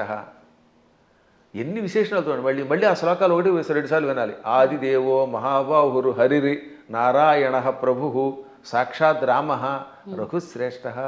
ఆదిదేవుడు, మహాబాహుడు అంటే పరాక్రమవంతుడు, హరి నారాయణుడు, సమస్త లోకాలకి ప్రభువు, ఆయనే సాక్షాత్తు రాముడు. శేష లక్ష్మణ ఉచ్యతే, ఆదిశేషుడే లక్ష్మణుడు అని పిలువబడ్డాడు. కాబట్టి ఇంకెక్కడ స్పష్టమైపోయిందా? అయినా సరే రాముడు కాదు ఉట్టి మనిషి అంటాడు అనుకోండి, అది వాడి కర్మ. గడ్డి పరకలు తినేవాళ్ళు అలాంటి మాటలు మాట్లాడతారు, అజ్ఞానంతో మాట్లాడేవాళ్ళు అలా మాట్లాడతారు. కానీ మనకి తెలుసు, అందుకే రామనామాన్ని ఇప్పటికి కూడా మనం స్మరించి గుడి కట్టి పూజిస్తున్నాం. అందువల్ల ఆయన ఏం చేశాడు, ఎలా చేశాడో తెలుసుకోవాలి, రాముడిలాగా నడుచుకోవడానికి ప్రయత్నించాలి. ఇంకా కృష్ణుడు చెప్పడమే ప్రారంభంలోనే విశ్వరూపంతో పుట్టుకొచ్చాడు. అసలు పుట్టడమే విశ్వరూపం. ఆ తర్వాత వెళ్ళి చిన్నపిల్లవాడు ఎన్నో లీలలు, అణువణువునా లీలలే. ఎన్ని చూపించాడో లీలలు లెక్కలేదు. ఒకసారి ఏమో మామూలుగా నేను చిన్నపిల్లాడిని అంటాడు, నాకు పెద్దవాళ్ళు మీరు దండం పెట్టడం ఏమిటంటాడు అని వెంటనే గోవర్ధన పర్వతం ఎత్తుతాడు. ఇది అక్రూరుడు వచ్చాడులేండి. అక్రూరుడు రాగానే, అక్రూరా నేను 8 ఏళ్ల బాలుణ్ణి, నువ్వేమో 40 ఏళ్ల వాడివి, నువ్వు పెద్దవాడివి, నాకు నమస్కారం చేయటం ఏమిటి అనగానే కాసేపు ఆయన భ్రమలో పడ్డాడు. వెంటనే వెళ్ళి యమునా నదిలో తన విశ్వరూపం చూపించాడు. వెంటనే తాను మరిచిపోయి స్తోత్రం చేసి, నేను పెద్దాడిని ఏంటి, నువ్వు పిల్లవాడు ఏమిటి, సమస్త లోకాలకి నువ్వే తండ్రి బాబోయ్ అన్నాడు ఆయన. ఇన్ని లీలలు చూపించిన పరమాత్ముడు. ఇటువంటి వాళ్ళు మనుషులు అంటే ఆ అన్నవాళ్ళ యొక్క విచక్షణ వదిలేయాలి తప్ప ఇంక మనం ఏం అనలేమంతే. గురుగారు, అంటే ఇది అంటే మూర్ఖంగా ఉంటుందేమో ప్రశ్న, కానీ మీరు ఇప్పుడు చెప్పిన దాంట్లోంచి నాకు అనిపించింది, అంటే ఆయన భగవంతుడే మానవుడిగా ఉండి మానవుడిగా నటించి ఆయన చేయాల్సిన కార్యం చెయ్యాలి అని చెప్పి, అంటే ఒక రకంగా ఇక్కడ వాళ్ళ అసలుని దాచేసి ఇంకో రూపంలో వచ్చి కార్యాన్ని నిర్వర్తించాలి అక్కడ. మోసం చేసినట్టేనేమో అంటే మన మానవుల భాషలో భగవంతుడే మోసం చేశాడు, మరి నేనెందుకు చేయకూడదు, నేను మోసం చేస్తే తప్పంటారు, ఇది అధర్మం అంటారు అనొచ్చు కదండి, దానికి ఏం చెప్తారు? ఇప్పుడు మీరు మోసం చేశారు అనుకుందా, కాసేపు ఎవరిదో బ్యాంక్ అకౌంట్లో హ్యాక్ చేసి డబ్బులు లాగేశారు, అందుకే ఈ మధ్య నా అకౌంట్లో ఎవరికి ఇవ్వట్లేదులేండి. ఇప్పుడు ఇచ్చిన డబ్బుని మళ్ళీ మీరు రెట్టింపు ఇవ్వగలరా? కానీ శ్రీకృష్ణ పరమాత్ముడు కాసేపు మానవుడిలా నటించి కాసేపు మాయ చేశాడు, ఆ తర్వాత వాళ్ళని తీసుకెళ్ళి రక్షించాడు లేదా? వాళ్ళ గురువు గారిని కాసేపు నేను సామాన్య బాలుడిని అన్నట్టుగా నటింపజేసి కాసేపు మాయపుచ్చాడు, వాళ్ళ అబ్బాయిని బతికించిచ్చాడు లేదా? అలాగే గోపాలకులంతా ఉన్నారు అక్కడ, వాళ్ళందరి దగ్గర కాసేపు చిన్నపిల్లాడిలాగా మాయపుచ్చాడు. కానీ కష్టం రాగానే ఇంద్రయాగం ఆపేసిన వెంటనే ఇంద్రుడు వర్షం కురిపించాడు హోరాత్రులు, అవునా? ఆ సమయంలో గోవర్ధన పర్వతాన్ని కుడి చేత్తో పైకెత్తి వాళ్ళని రక్షించాడు లేదా? చిటికిన వేలుతో ఎత్తలేదు, చిటికిన వేలు ఇంకేదో బొటన వేలు వాడి మొహం ఇలాంటివన్నీ ఎవడికి తోచింది వాడు చెప్తాడు. కరేణైకేన అన్నారు అంటే ఒక చేత్తో, అది కూడా దక్షిణ హస్తేన 2 సార్లు వ్యాసుడు రాశాడు. తెలుగులో కూడా గోవర్ధన గిరి ఎత్తెన్ చక్క నొక్క కేలన్ లేలన్ అని పోతన గారు అనువాదం చేశాడు. మళ్ళీ అది ఏ చెయ్యో మనకు తెలియదు కదా, అందుకని తర్వాత పద్యంలో వలకేలదాల్చి అంటే కుడి చేత్తో ఎత్తి విపుల ఛత్రంబుగా బట్టి అన్నాడు, చేత్తో ఎత్తాడు ఆయన. పర్వతాన్ని 7 రోజులు ఎవరెత్తగలరు? అప్పుడు వాళ్ళకి అర్థమైందా లేదా? కాబట్టి పరమాత్ముడు ఎప్పుడు నేను పరమాత్ముడిని భూలోకంలో ఉన్నప్పుడు చూపిస్తే తన లీలలో, అప్పుడు అవతల వాళ్ళు ఈయంతో సన్నిహితంగా మెలగలేరు. ఇప్పుడు మీ పై ఆఫీసర్ ఎప్పుడు స్ట్రిక్ట్గా నేను ఆఫీసర్ అని కూర్చుంటే మీరు ఏం ఉద్యోగం చేస్తారు? ఈ దిక్కుమాలాడు శాడిస్ట్ దొరికాడు అంటారా లేదా? అంటారండి. ఏడిపించేస్తే మీకు స్వేచ్ఛ ఇవ్వాలి. అందువల్ల ఆఫీసర్, బహుశా మీదైనా ఆఫీస్ అనుకుంటున్నాను, నాకు తెలియదు అది. ఒకవేళ ఇతరుల దగ్గర ఉద్యోగం చేస్తే ఆ ఉద్యోగం చేసినంతసేపు అవతల వాడు ప్రేమగా చూడాలి. ఇప్పుడు నా దగ్గర చాలామంది పనిచేస్తున్నారు, అర్చకులు పనిచేస్తున్నారు. నాతో పాటు మీరు చూశారు కదా, నాతో పాటు ఓ సహాయకుడు వస్తాడు రాజు, మా అర్చకులు సాయి మనోజ్ కానీ లేకపోతే పవన్ శర్మ కానీ, వీళ్ళు నన్ను ప్రేమగా తండ్రిలా భావించి కూడా ఉంటున్నారు కాబట్టి ఎంత హాయిగా ఉంటున్నారు. వాళ్ళు ఎందుకు ఖర్చు పెట్టారు, ఎలా చేశారు నేను అడగను, అప్పుడు వాళ్ళు ఇంకా నిజాయితీగా ఉంటారు. అవునండి. ఇంట్లో వంటకి మాకు చిన్నప్పుడు ఒక ఆయన ఉండేవాడు, ఒక హౌస్లో ఉండేవాళ్ళండి. ఆయన కోటీశ్వరుడు, బంగారపు అధిపతి. వంట ఆవిడికి వేరుశనగ గుళ్ళు ఇచ్చి ఎన్ని గుళ్ళు ఖర్చు పెట్టేవారు వాడు. ఆయన ఎన్ని గ్రాములు కాదు, 100 గింజలు ఇచ్చి ఈ పూటకి 10 గింజలు, రేపు మళ్ళీ పోపులో 10 గింజలు, 10 మినప గింజలు, 10 శనగ గింజలు. ఉన్నారా ఇలాంటి వాళ్ళు? ఉన్నారు. అయ్యో మీ అదృష్టం వల్ల మీకు మంచివాళ్ళు దొరుకుతున్నారమ్మా, నా బొట్టి వాళ్ళు మహానుభావులు దొరుకుతారు కాబట్టి మీకు తెలియట్లేదు. కానీ బయట ఇలాంటి పిసినగొట్లే ఎక్కువ మంది ఉన్నారు. కాబట్టి ఎందుకు చెప్తానంటే ఈ లెక్కలన్నీ అడిగితే ఆ వంట ఆవిడ ఇంట్లో పని చేయగలదా? అస్సలు చేయలేదు. ఆఫీసర్ల దగ్గర మనం ఉద్యోగం చేయగలమా? అందువల్ల ఏమవుతానమాట వాళ్ళు బిగుసుకుపోయి స్ట్రిక్ట్గా ఉండి అనుక్షణం ఏడిపిస్తే మనం చేయలేము. అందుకని పరమాత్మ స్నేహితుడిగా, కొడుకుగా, కొన్ని చోట్ల తండ్రిగా, కొన్ని చోట్ల మిత్రుడిగా, కొంతమందికి భర్తగా, మరికొంతమందికి ఇంకో రకంగా, ఇన్ని రకాలుగా నటించి వాళ్ళల్లో ఒకడై సామాన్యుడిలో ఉన్నాడు. అది ప్రేమగా వాళ్ళతో నటించడం తప్ప మోసం చేయటం కాదు. అలా వాళ్ళతో ప్రేమగా ఉండి వాళ్ళ చేత సేవ చేయించుకుంటూ లేక తాను సేవ చేస్తూ కష్టాలు వచ్చినప్పుడు కష్టాలు తొలగించి కొందరికి మోక్షం ఇచ్చి కొందరికి సంపదించి కాపాడాడు. ఇప్పుడు కుచేలుడు ఉన్నాడు, కుచేలుడికి అడగకుండానే ఇక్కడ నుంచే ఇళ్ళు పంపాడు. స్థలం కొనలేదు, రిజిస్ట్రేషన్ లేదు, మున్సిపాలిటీ వాళ్ళకి ప్లాన్ అప్రూవల్కి పంపడం లేదు. కుచేలుడి దగ్గర గుప్పుడు అడుగులు తినగానే అక్కడ ఆయన ఇంట్లో, కుచేలుడి యొక్క నగరాన్ని ఇప్పుడు పోరుబందర్ అంటారు, గాంధీ గారి కుటుంబానికి దగ్గరలోనే ఉంటుంది అది, ఆ ఆలయం ఎప్పటికి కూడా, అది కుచేలుడి ఇల్లు. 7 అంతస్తుల బిల్డింగ్ ఇచ్చేసాడు. అలా ఇవ్వగలిగితే అప్పుడు మనం చెయ్యాలి. అందువల్ల మనం మోసం చెయ్యడం ఎలాగా అనేది కథల్లో నేర్చుకుంటున్నాం, కానీ ప్రేమ చూపించడం, మహిమలు చూపించడం నేర్చుకోవట్లేదు. కాబట్టి శ్రీకృష్ణ పరమాత్ముడు చేసినట్టుగా మనం ఎక్కడ చేయగలుగుతాం?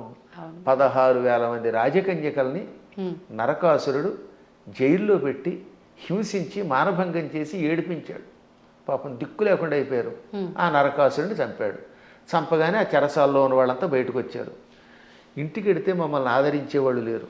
కొంతమందిని భర్తల్ని చంపి పట్టుకొచ్చాడు, తల్లిదండ్రులను చంపి కొంతమందిని పట్టుకొచ్చాడు. ఇలా రకరకాలుగా తీసుకొచ్చాడు, అత్యాచారం చేశాడు. ఇప్పుడు ఇంటికి వెడితే ఎవరు ఆదరిస్తారు? భర్తలా రానివ్వరు, తల్లిదండ్రులు ఉన్నారో లేదో తెలియదు, మాకు గౌరవం ఉండదు సంఘంలో. అందుకని మమ్మల్ని రక్షించమని మనస్సులో కోరుకుంటే ఈ 16,000 మందిని ఒకేసారి 16,000 మంటపాలు కట్టించి, 16,000 పెళ్లి మంటపాలు, వేదికలు కట్టించి 16,000 మంది మెడలో ఒకేసారి 16,000 రూపములతో మంగళసూత్రం కట్టి పెళ్లి చేసుకున్నాడు. ఇలా చేయమన్నాడు చూద్దాం ఎవడన్నా? నువ్వు కృష్ణుడిలాగా 16,000 మందిని పెళ్లి చేసుకుంటానంటే 16,000 మందికి ఒకేసారి తాళి కట్టగలవా? ఇన్ని మండపాలు ఒకేసారి ఏర్పాటు చేయగలవా? అందరి ఇళ్లలో ఉండగలవా? వాళ్ళందరినీ ఇలా గౌరవంతో కాపాడగలవా? చేయలేవు నీ మొహం. అందువల్ల కృష్ణుడితో పోల్చుకోవాలంటే నీ లెవెల్ అలా ఉండాలి. ఇంకొక విషయం చెప్పాలి ఇక్కడ. ఒక రోజున నారదుడు అంతటి వాడికి అనుమానం వచ్చింది. ఇందులో భాగవతంలోనే, మళ్ళీ ఇంకో పురాణం కాదు, భాగవతంలోనే ఒక రోజున నారదునికి కృష్ణుడి మీద అనుమానం వచ్చింది. ఏది ఇంత నిత్యం నారాయణ అని ఆయనకు కూడా మాయ. ఇదే మాయ అంటే.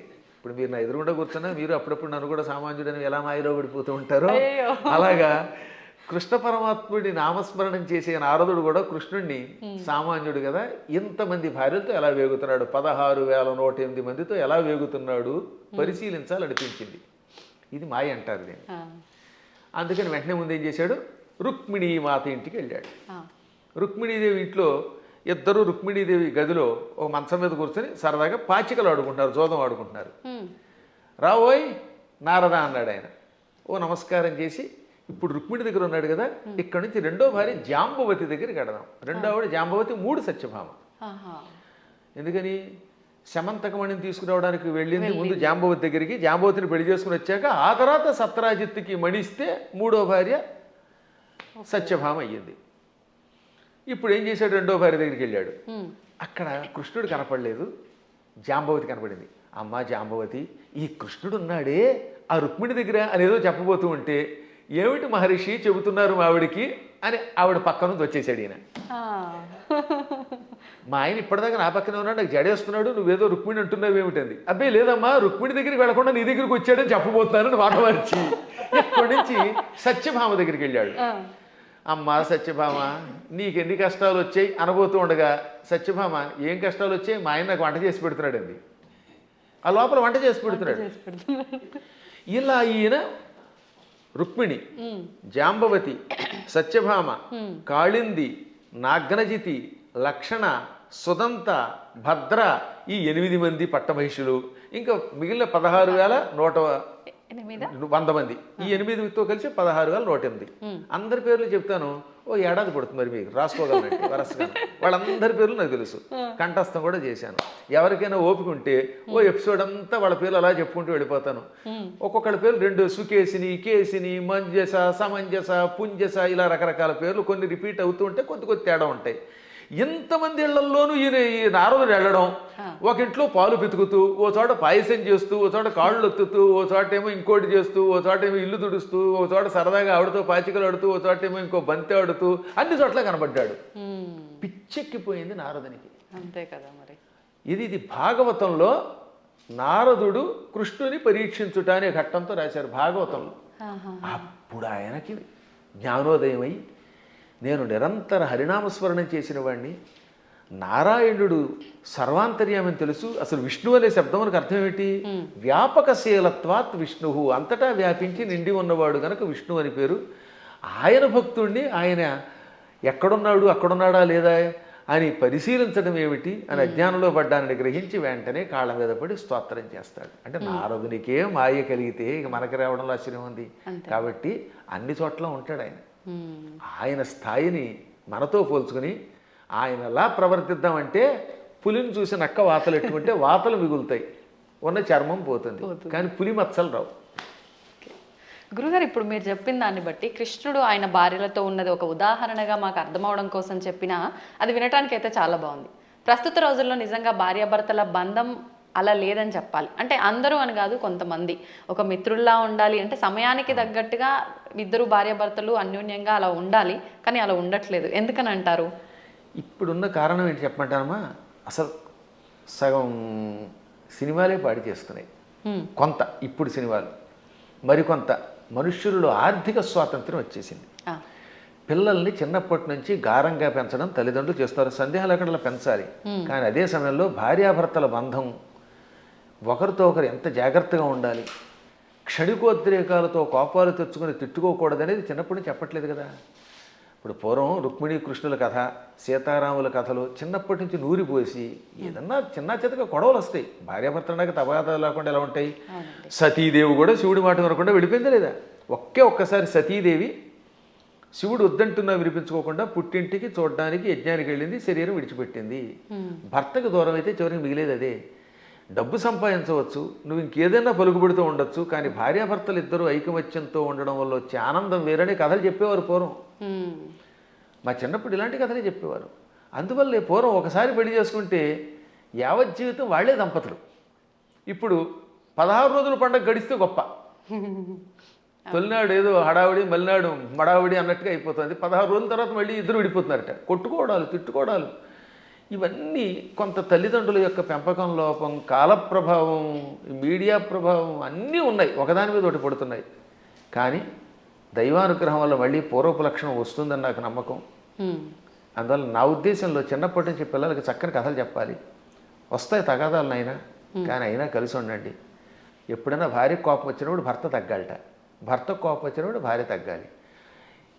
ఈవిడేమో తోసుంటా అంది, ఈవిడ తోసుంటా అన్నాడు, ఇంకేముంది రెచ్చిపోతే కొట్టుకుపోతారు, ఇంకా విడాక్ విడాక్ విడాక్ అయిపోయింది. దీనివల్ల ఏమిటి సాధిస్తున్నారు చివరికి? ఒక్క ఇంట్లో సుఖంగా ఉంటున్నారా? ఇవాళ కలియుగంలో గుండెకాయ లబ్ డబ్ అని కొట్టుకోవడం మానేసింది. పూర్వం గుండెకాయ లబ్ డబ్ అని కొట్టుకునేది, ఇప్పటికీ చేయేస్తే లబ్ డబ్ అని ఉంటుంది. కానీ లబ్బు పోయి డబ్బు డబ్బు డబ్బు అని కొట్టుకుంటుంది. అదొక జబ్బు కింద పట్టుకుంది. దాంతో కుటుంబాలు విచ్ఛిన్నం అయిపోతున్నాయి. అయినా మా అదృష్టం ఏంటంటే మేము పిల్లలకి చిన్నప్పుడు చేసే సంస్కారం వల్ల మా పిల్లలు అలాగే చక్కగా కలిసి ఉంటున్నారు, మా అన్నదమ్ముల పిల్లలు కలిసి ఉంటున్నారు. అందువల్ల వీటిని మళ్ళీ ఆదర్శంగా తీసుకోవాలి. ఈ మధ్యన మా పురాణాలు విన్నాక చాలామంది మార్పు చెందుతున్నారు. క్షణికోద్రేకంతో విడిపోతే ఉంది. తల్లిదండ్రుల ప్రేమ పిల్లలకు ఉండదు, ఈ పిల్లలు మళ్ళీ పిశాచాల్లా తయారైపోతారు. వీళ్ళు కొట్టుకుంటారు, హత్యలు చేస్తున్నారు, చస్తారు, బాంబులు వేసుకుంటారు. చివరికి ఏం సుఖం ఒకసారి ఆలోచించండి. అందువల్ల ఐకమత్యంలో భార్యాభర్తలు ఇద్దరూ ఒక అవగాహనకి రావడంలో ఎన్నో లాభాలు ఉన్నాయి. అసలు 3 ముళ్ళు అందుకే పెట్టారు. 3 ముళ్ళు ఏమిటి అనుకుంటారు? ధర్మేచ. ఒక ముడి ఎందుకు వేస్తున్నాడంటే ఈ రోజు నుంచి మన ఇద్దరం కలిసి ధర్మమును ఆచరిద్దాం. ధర్మం కోసం ఒక ముడేట. అంటే ఈ రోజు నుంచి భార్య భర్త ఇద్దరు కలిసి ధర్మమును ఆచరించెదరుగాక. అర్థేచ. ధనం విషయంలో కూడా మీకు మీరే మాకు మేమే అని కొట్టుకోకుండా నువ్వు సంపాదించు నేను సంపాదిస్తాం, ఇద్దరు డబ్బులు అక్కడ పెడదాం, ఇద్దరం కలిసి అవగాహనకు వచ్చి ఖర్చు పెట్టుకుందాం. ఈరోజు నువ్వు గోలుసు చేయించుకో, వచ్చే నెలలో నేను ఉంగరం చేయించుకుంటాను. ఆ తర్వాత ఇద్దరం కలిసి కొంత లోను పెట్టుకుని ఎలోనుగా బతకకుండా లోను పెట్టుకుని ఇల్లు కట్టుకుందాం, లోన్ తీర్చుకుందాం, ఇలా అనుకోవాలి. అలాగే ఏ విషయంలో అయినా ధనాన్ని విషయంలో భార్యాభర్తలు ఒకరికి తెలియకుండా ఒకళ్ళు ఖర్చు పెట్టకూడదు. అత్యావశ్యక స్థితిని ఉంటుంది అప్పుడు తప్ప. అందువల్ల అర్థము విషయములో 2వ ముడి ఇవ్వాలి. ఇక 3వది కామేచ. కోరికలు కూడా ఇద్దరు కలిసి తీర్చుకోవాలి. ఆవిడికి దెబ్బకఠ దొంగల ముఠా సినిమా ఇష్టం, ఈయన గారికి ఏమో నాలాగే జయసింహ ఇష్టం. నేను జయసింహే చూస్తాను, కాదు నేనేమో ఇవే చూస్తాను అనకుండా ఓ రోజు జయసింహ, ఓ రోజు దెబ్బకఠ దొంగల ముఠా చూడండి. అలా ఇద్దరు కలిసి ఒకళ్ళు జానపదం ఇష్టం, ఒకళ్ళకి ఏదో గూఢచారి సినిమాలు ఇష్టం, ఒక్కొక్కళ్ళకి అవి ఇవి కాకుండా ఊడు పిల్లలు కొట్టుకునే సినిమాలు ఇష్టం. అలా ఇష్టాలు ఇద్దరు దాన్ని ఏమంటారు పంచుకోవాలి. ఇంకా 2వది భార్యామడికి రోజు మైసూరు బజ్జీ ఇష్టం, ఈ భర్త గారి కర్మ వాడికి ఎప్పుడు ఫ్రైడ్ రైస్ ఇష్టం. అప్పుడు ఇద్దరు కొట్టుకోకుండా 2 చేసుకుని 2 చెరిసగంతనమనండి, ఏం చేస్తాం? అలా కోరికలు కూడా కలిసి తీర్చుకోవాలి. అందుకని ధర్మేచ అర్థేచ కామేచ నాతి చరామి అన్నాడు. నాతి చరితవ్యం అని పురోహితులు వారు మంత్రం చెబుతారు. అతి చరితవ్యం అంటే దాటి వెళ్ళుట, చెప్పకుండా చేయుట. నా అతి చరితవ్యం అంటే దాటి వెళ్ళను. ధర్మ అర్థ కామములలో నీ మాటే వింటాను, నిన్ను దాటి వెళ్ళను అని మంత్రం పురోహితులు వారు చెప్పమనగానే, బ్రహ్మగారు చెప్పమనగానే ఈయన నాతిచరామి అంటాడు. నా అతిచరామి. అతిచరామి అంటే నిన్ను దాటి వెడతాను, నీకు చెప్పకుండా చేస్తాను. నా అతిచరామి కలిస్తే సవర్ణ దీర్ఘసంధి. నా అతి అది నైతత్పురుషం సమాసంలో, అది నాతి అవుతుంది. నాతి చరామి అంటే నిన్ను దాటి వెళ్ళను, నీకు చెప్పకుండా చేయనని ప్రతిజ్ఞ చేస్తున్నాడు మొగుడు. భర్త గారు భార్యామణికి 3 ముళ్ళు వేసి ఏమంటున్నాడు? ధర్మ అర్థకామములలో నిన్ను దాటి వెళ్ళను, నీకు చెప్పకుండా చేయనని ప్రతిజ్ఞ చేశాడు. ఆవిడ ఆనందపడిపోయి ఆహనా భర్త ఎంట అనుకుంటోంది. ఇంకా ఆ మాట మీద ఆయన నిలబడాలి, ఈవిడ నిలబడాలి. అప్పుడు ఎంత బాగుంటుందండి. పెద్దవాళ్ళు ఇంట్లో ఉండకుండా తరివేస్తే ఏమిటి లాభం? తల్లిదండ్రుల్ని పూజించడం, అత్తమామల్ని పూజించడం వల్ల పెద్దవాళ్ళు ఒక అండ. వాళ్ళు అలాగే ఉండాలి. మూర్ఖత్వంతో కోడల మీద పెత్తనం చేయకూడదు. ఈ రోజులో పెత్తనం ఎవడు ఒప్పుకుంటాడు? మీరు ₹1,00,00,000 జీతం ఇచ్చినా సరే ఒక్కరోజు ఏదన్నా అంటే వాళ్ళకి మండిపోతుంది. నేను చూశాను కదా, మన దగ్గర పనిచేసే అసిస్టెంట్లకి ఇచ్చినంతకాలమే ఆనందం. ఎప్పుడన్నా ఎరా ఈ పూట ఎందుకు అగరత్ వెలిగించలేదంటే నేను ఎందుకు వెలిగించాలని అంటాడు వాడు. ఎవరి మాట ఎవరు వింటలేదమ్మా.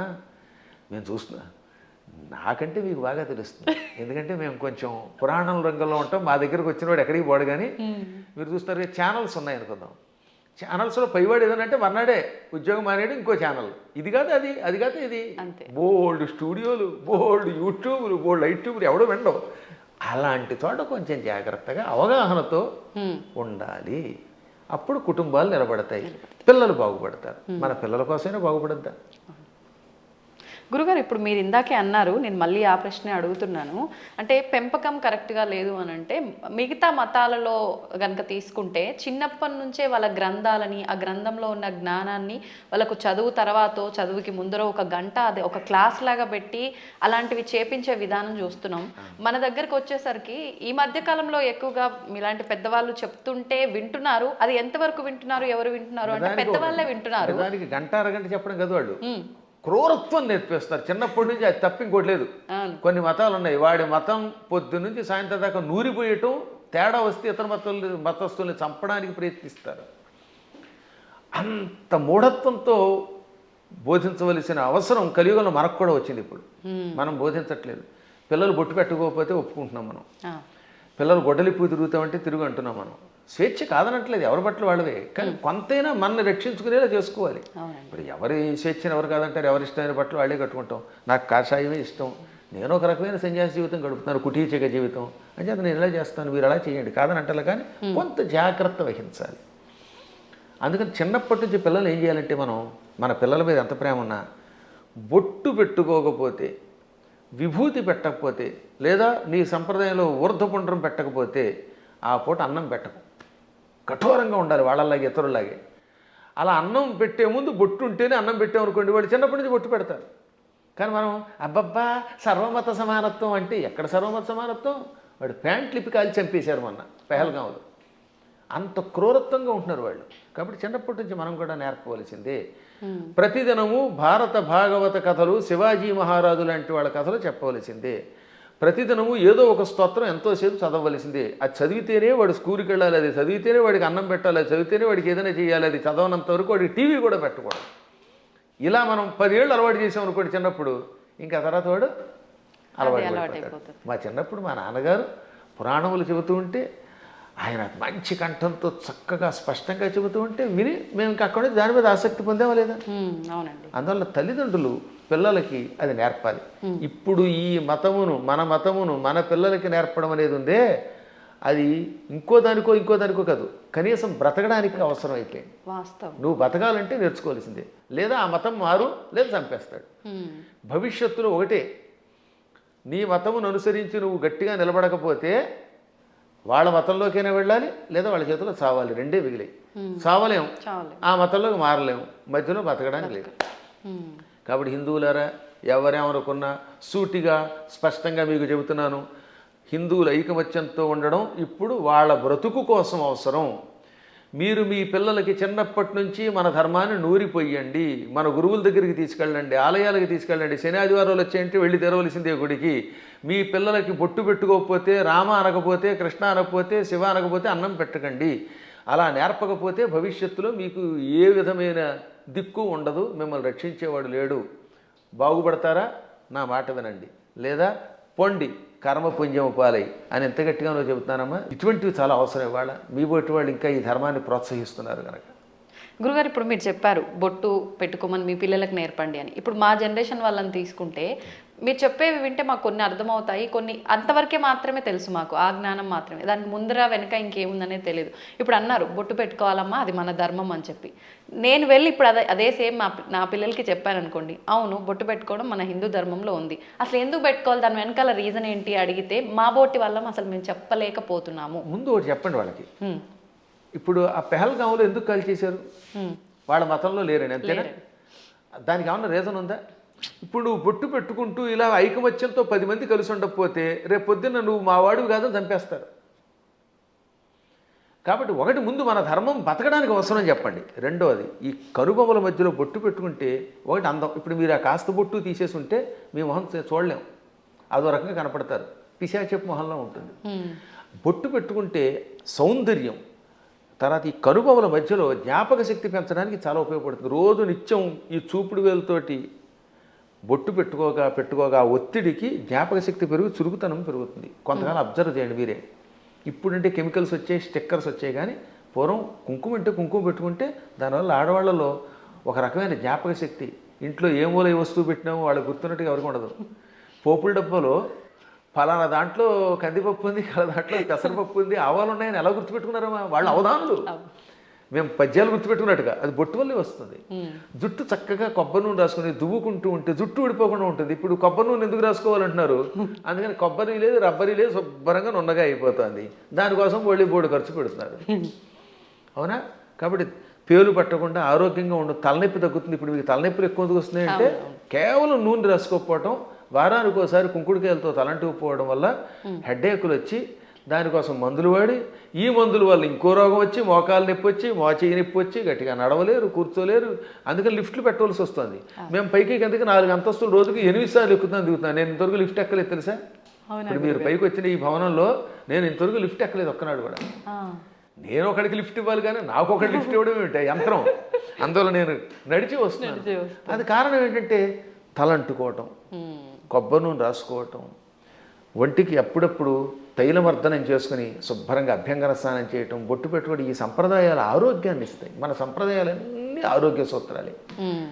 మన తలలో ఉన్నటువంటి బ్యాక్టీరియాని చంపి ఆ చేదు, కుంకుడు చేదు బట్టతలు రాకుండా కాపాడుతుంది. రెగ్యులర్గా కుంకుడుకాయతో వారానికి 2 సార్లు 1 సారి స్నానం చేయండి, జుట్టు వస్తుంది.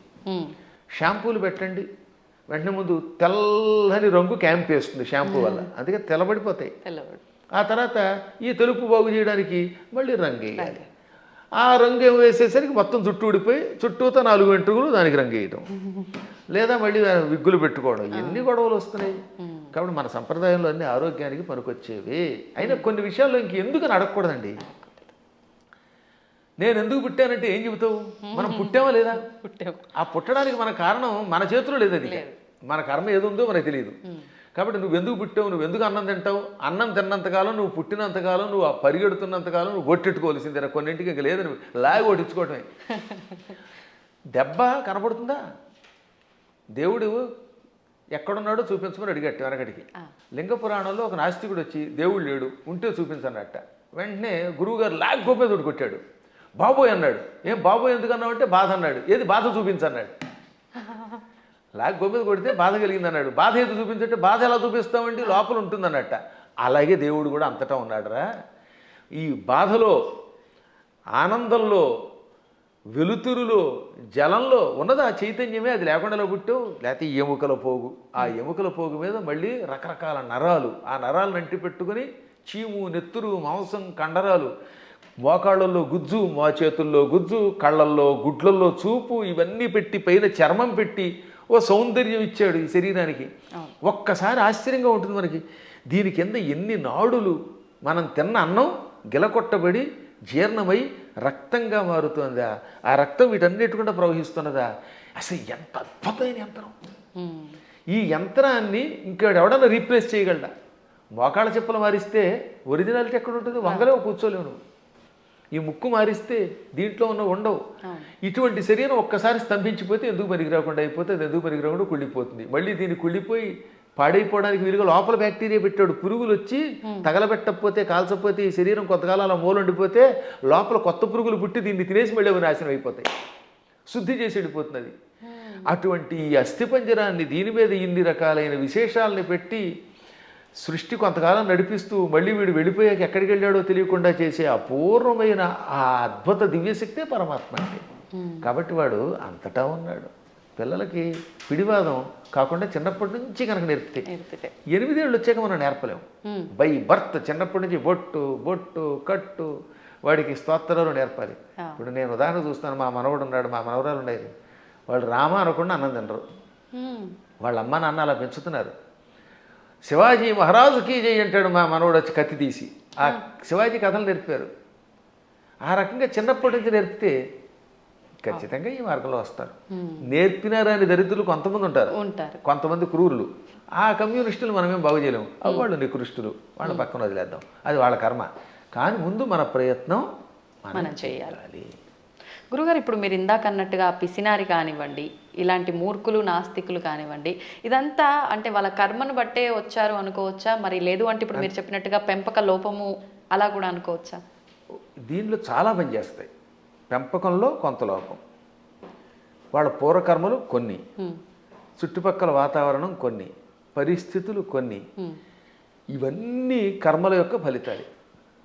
అందుకే కొంతవరకు మనం మన ప్రభావంతో మార్చొచ్చండి. చెప్ప కొంత మారుతారు, అంతా మారదు. కానీ అలాగే కొన్ని చూడగా ఎప్పటికో కొంతమంది మారుతారు. కొన్ని పుట్టుకతో వచ్చే దరిద్ర లక్షణాలు ఉంటే అవి చచ్చేదాకా మారవు. అందుకే వాటిని ఏమంటారు? నైసర్గికములు అంటారు. నిసర్గ అంటే బై బర్త్ వచ్చేదాన్ని. పూర్వం మీరు ఎప్పుడన్నా సోషల్ స్టడీస్ చదివితే భారతదేశానికి నైసర్గికంగా హద్దులే ఉన్నాయి అంటే ఏంటి? సహజంగా ఏర్పడినవి అని అర్థం. కాబట్టి నిసర్గ అంటే పుట్టుకతో వచ్చే సహజ లక్షణము. అటువంటి లక్షణాలకి అన్నీ పోవుగానే కొంతవరకు మార్చచ్చు. నాస్తికులు కూడా చివరిలో మారినవాళ్ళు లేరు. కొంతమంది పేరు కమ్యూనిస్టులు, మా ఆవిడ రమ్మందండి అని వెళ్ళి ఏడుకొండల దగ్గరికి వెళ్ళడం. అందువల్ల వాళ్ళ ఆవిడ రమ్మన్నా కదా, వీడికి లోపల ఎంతో కొంత భయం ఉంటుంది. దొంగ కనపడ్డావు, అది సంఘంలో ఒకసారి అందులోకి వెళ్ళాక ముద్ర ఎంచుకుని దానికోసం అలా ఏడుస్తారు. కానీ లోపల వాళ్ళకి పీకుతుందమ్మా. ఇంతెందుకు, నేను ఎరిగి నాతో క్లాస్మేట్ ఉండేవాడు, పక్కా కమ్యూనిస్ట్ అనేవాడు. ఓ రోజు గుండు కొట్టించుకొచ్చాడు. ఏమిటంటే తిరుపతి వెళ్ళాట. ఎందుకంటే ప్రపంచ నాస్తిక సభలు దిగ్విజయం అయితే గుండు కొట్టించుకుంటానన్నట్ట.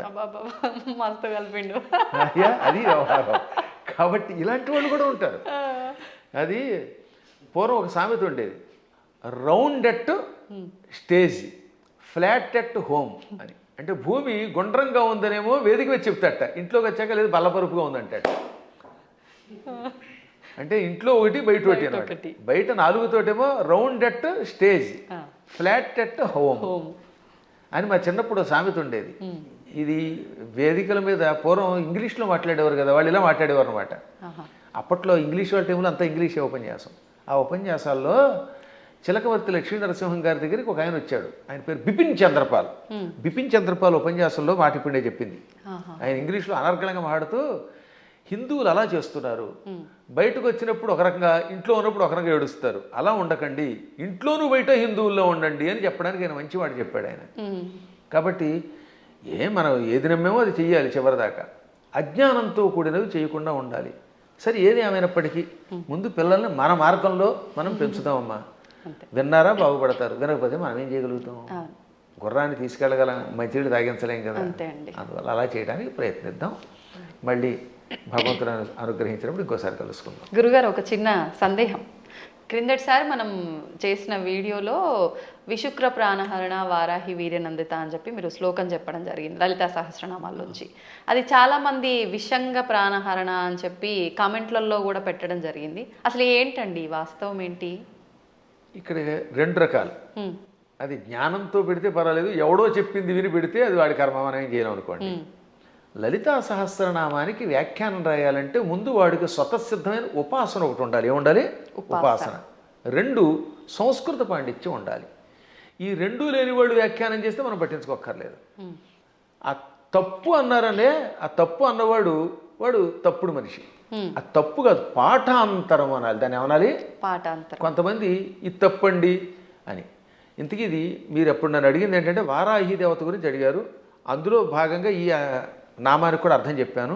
విశుక్ర ప్రాణహరణ వారాహి వీర్యనందిత అని లలితా సహస్రనామంలో ఒక నామం ఉన్నది. అవునా? అవునండి. 76వ నామం కదా అది. నామం సంఖ్య మనం పెద్దగా అంతగా పట్టించుకోకలేదు. 76. 76. అయితే గురువు గారికి జ్ఞాపశక్తి బాగానే ఉంది. దానికి ముందు మంత్రిణ్యంబా విరచిత విషంగ వధతోషిత. దీనిలో కొంతమంది పాఠాంతరంలో ఏమన్నారు, అందుకే అన్యత్రేణ అంటాడు అక్కడ. అన్యత్రేణ అంటే మరొక చోట వ్యాఖ్యానం రాసేవాళ్ళు విశుక్ర ప్రాణహరుడు బదులుగా విషంగ ప్రాణహరణ వారాహి వీరనందిత అని కూడా ఉన్నది, కానీ అది సరికాదు అని మహాత్ములు చెబుతారు. అది పాఠాంతరం. ఓకే. ఎవరో ఉపాసకులు అలా ఊహించుండొచ్చు. కానీ విశుక్రకి వీర్యానికి ఉన్న సంబంధం తెలుసుకోవాలి, సంప్రదాయం తెలియాలి.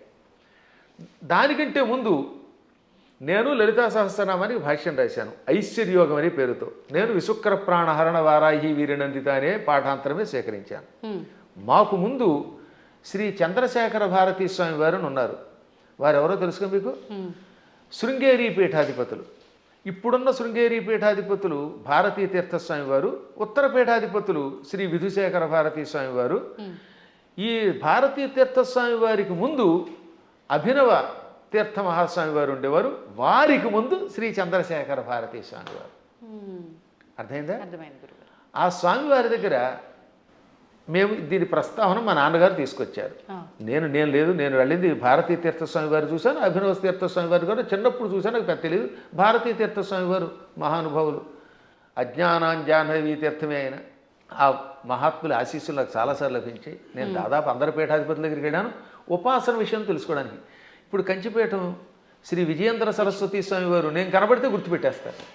మొన్న కూడా ఇక్కడ పురాణం చెబితే ప్రత్యేకంగా ఇచ్చారు. అసలు ఎంత గొప్ప అద్భుతమైన మనిషి అండి ఆయన. మనిషి అంటే అది ప్రేమగా అంటున్నాను తప్ప సద్గురువు. విజయేంద్ర సరస్వతి స్వామి వారు కంచిపీఠాధిపతులు. ఇప్పుడు మేము 2012వ సంవత్సరంలో, ఎప్పుడు 2012 అంటే 13 ఏళ్ల క్రితం కంచిలో పురాణం చెప్పాను నేను. అప్పుడు నేను ఇది ఇందాక చెప్పానే దేవి అపరాధ క్షమాపణ స్తోత్రం, ఈ భవాని తత్పాణి గ్రహణ ఆ శ్లోకానికి భాష్యం చెబుతున్నాను. ఎదురుగుండా కూర్చున్నారు శ్రీ విజయేంద్ర సరస్వతి స్వామి వారు. అప్పటికింకా జయేంద్ర సరస్వతుల వారు కూడా ఉన్నారు. ఇద్దరూ నాకు తెలుసున్నవారే. ఇద్దరికీ నేను నమస్కారం చేసుకున్న వాళ్ళని వాళ్ళ ఆశీస్సులు పొందాను. అప్పుడు ఈ విజయేంద్ర సరస్వతి స్వామి వారు ఇలా కుర్చీలో కూర్చున్నారు. బ్రహ్మానంద భరితులు విని అయ్యాక పీఠానికి పిలిచి ఘన సన్మానం చేశారు. మా అమ్మాయి పెళ్లికి చేరిచ్చారు నాకు విజయేంద్ర సరస్వతుల వారు. ఆయనకి ఒక్కసారి ఒక మనిషిని చూస్తే అవజీవితం గుర్తుపెట్టుకుంటారు. కాబట్టి వారి దగ్గరికి వెళ్ళాను నేను ఇది ఉపాసన విషయాలు తెలుసుకోవడానికి. సరే, మహానుభావులైన పీఠాధిపతులు అందరినీ చూశాను. గణపతి సత్యానంద స్వామి వారిని ఎరుగుదు నేను. ఇవన్నీ ఎందుకు చెప్పవలసి వస్తుంది? ఈ చంద్రశేఖర భారతీ స్వామి మహాస్వామి వారు జగద్గురువుల వారి దగ్గర సన్యాసం పుచ్చుకున్న ఒక ఉపాసకుడు ఉన్నాడు.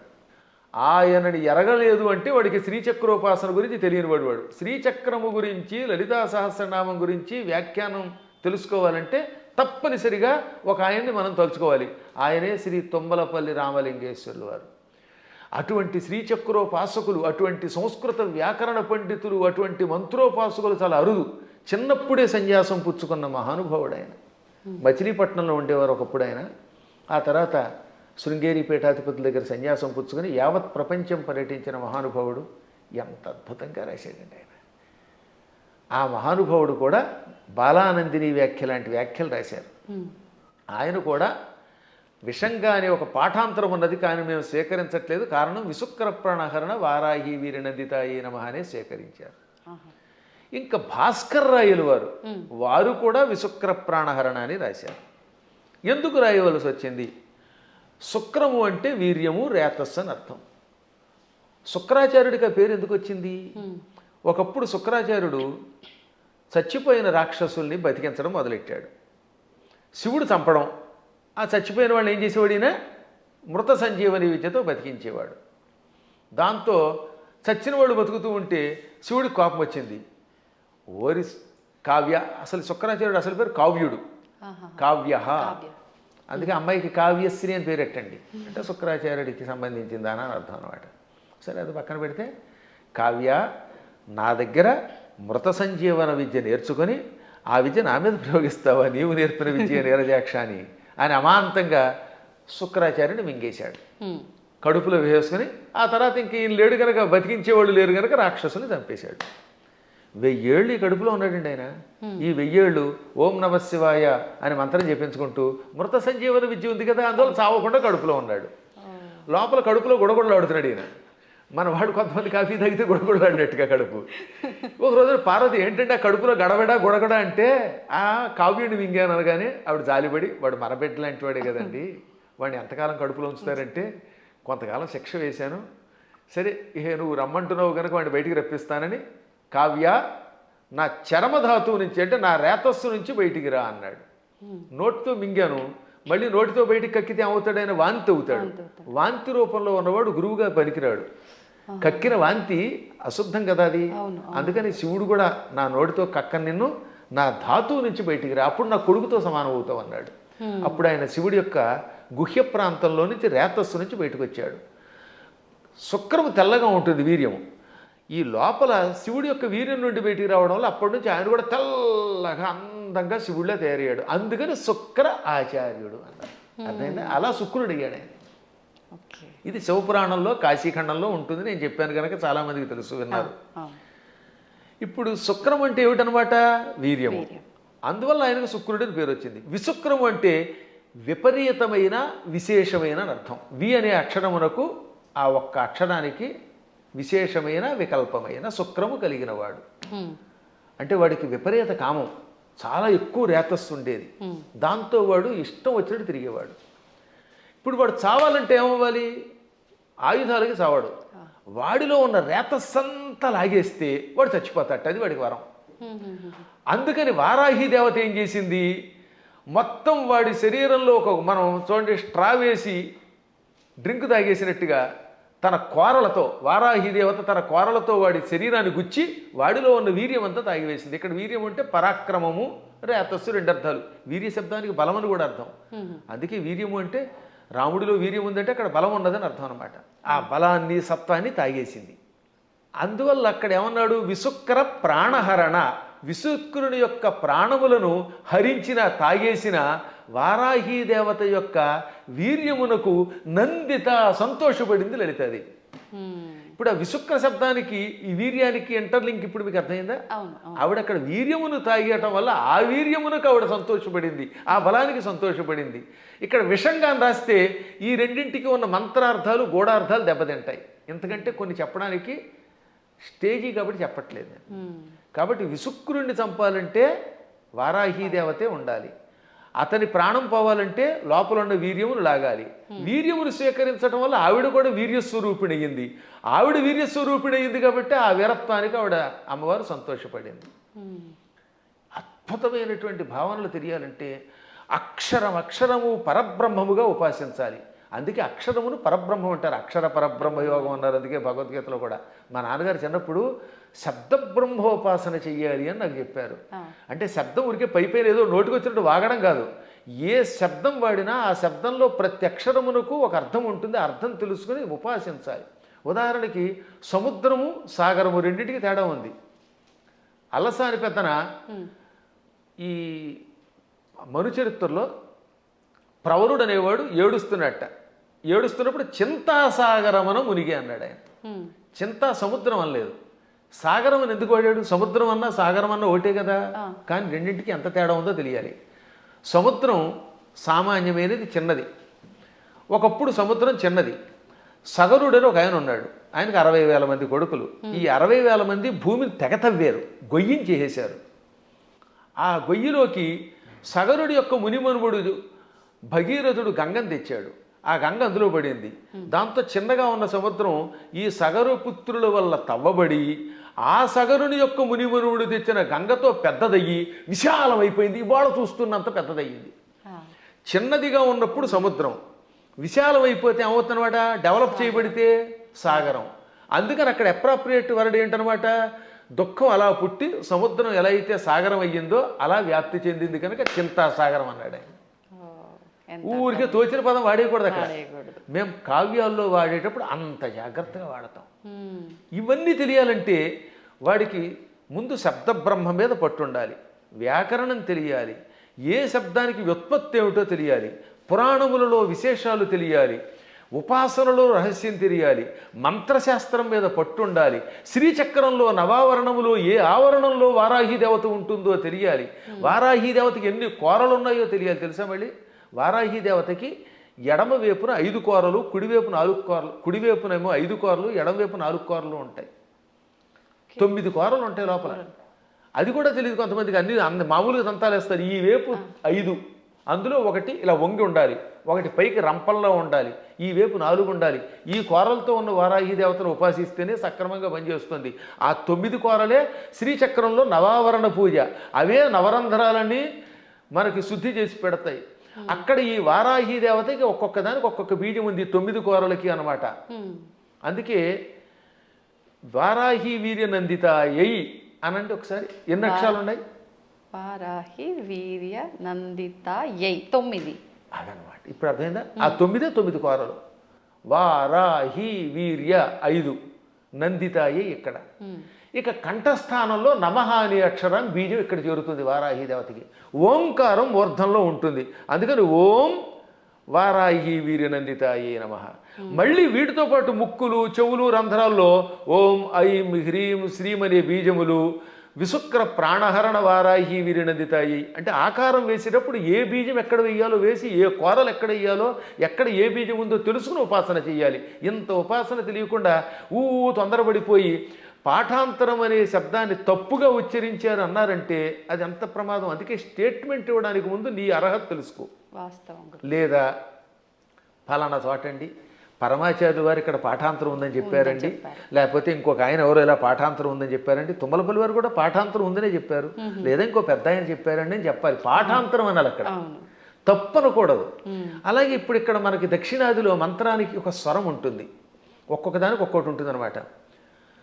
రాజాధిరాజాయ ప్రసహ్య సాహినే నమో వయం వై శ్రవణాయ కుర్మహే సమే కామాన్ కామకామాయ మహ్యం కామేశ్వరో వై శ్రవణో దధాతు అని చెప్పాలి. ఈ మంత్రం మంది. ఇదే ఉత్తర భారత్లో రాజాధిరాజాయ ప్రసహ్య సాహినే నమో వయం వై శ్రవణాయ అని ఒక గొలుసు కట్టు స్వరం ఉంటుంది. కాబట్టి వాళ్ళు వేద పండితులే, వాళ్ళకి ఆ స్వరంతో నేర్పారు. ఇక్కడ మనకి దక్షిణ భారత్లో ఇది నేర్పారు. కాబట్టి ఇప్పుడు మనం ఇది విని అది తప్పు అంటామా, వాళ్ళు అది విని మనది తప్పు అనాలా? వాళ్ళ గురు పరంపరలో ఆ స్వరంతో ఉడుతుంది. స్వరాలు చాలా ఉన్నాయి. ఇలా స్వరాలు తప్పు అని చెప్పడం వల్లే ఒకప్పుడు పరాశరుడు అంతటి వాడు మళ్ళీ తపస్సు చేయవలసి వచ్చింది. ఆంజనేయుడి యొక్క కథలు ఉంటాయి పరాశర సంహితలో. అందులో ధ్వజదత్తుడు అనేవాడు స్వరాన్ని పక్కవాడిని నీతి తప్పు అని ఆక్షేపిస్తే, స్వరం తప్పు కాదురా, వాళ్ళ సంప్రదాయంలో ఆ శాఖలో ఆ రకమైన స్వరం ఉంటుంది, నువ్వు ఆక్షేపించావు కనుక వచ్చే జన్మలో దరిద్రుడివై పుట్టు అని గురువుగారు చెప్పిస్తే దరిద్రుడై పుట్టాడు వాడు. ఎంత తేడా ఉందో ఆలోచించండి. అందుకని నేను ఎప్పుడు తప్పని అన్ను, పాఠాంతరంలో అలా ఉంది. సరే పూర్తిగా తప్పు చెబితే అది వేరే విషయం. శాస్త్రం అనలేరు కొంతమంది. శాస్త్రం ఏం చెబుతోందంటే అంటాడు. అంటే శాకి సాకి తేడా తెలియదు వాడికి. సా అనేది దంత్యం, శా అనేది తాళవ్యం. శాస్త్రం అనకుండా శాస్త్రం అంటే ఏం బాగుంటుంది? ఇప్పుడు మన వాళ్ళకి తెలుగు చెప్పక్కర్లే. పెళ్ళి అనమంటే పెళ్ళి, పెళ్ళి. వెళ్ళి అనమంటే వెళ్ళి. వెళ్ళి అంటే ప్రవాహం అని అర్థం అమ్మా. వెళ్ళి రండి అంటే ఇక్కడ నుంచి ఇంకో చోటకి ప్రయాణం అవ్వండి అని. అదే వెళ్ళి అంటే ప్రవాహం. పాల వెళ్ళి అంటే పాల యొక్క ప్రవాహం, క్షీర సముద్రం అని అర్థం. పాల వెళ్ళి అంటే ఏమిటనుకుంటున్నారు అర్థం? క్షీర సముద్రం అని అర్థం, క్షీరసాగరం. కాబట్టి వెళ్ళి రండి అంటే పొంగెత్తి నీళ్లతో ముంచండి అని అర్థం. మమ్మల్ని ముంచండి అని మీరే చెప్తారు, నా కొంప ముంచండి అని. కాబట్టి వెళ్ళి పెళ్ళి అంటే ఎంత అసహ్యంగా ఉంటుంది. వెళ్ళి అనలేక ఉచ్చారణ రాదు, ఏ శబ్దం ఎలా పలకాలో తెలియదు, మంత్రశాస్త్ర నియమాలు తెలియవు, ఎవడు పడితే వాడు స్టేట్మెంట్ ఇస్తేలాగా. ఎంత గట్టిగా ఎందుకు చెబుతానంటే, ఇంక మీదటైనా పిచ్చి పిచ్చిగా ఇలాంటి వాటిల్లో వింటున్నప్పుడు పిచ్చి కామెంట్లు పెట్టకండి, దానివల్ల నాశనం అవుతారు. తెలిస్తే తెలిసినట్టు పెట్టండి. లేదా మాకు అనుమానం ఉందండి, ఎవరి దగ్గర నా తప్పు అంటారేమిటి, ప్రతివాడు తప్పు అనడానికి.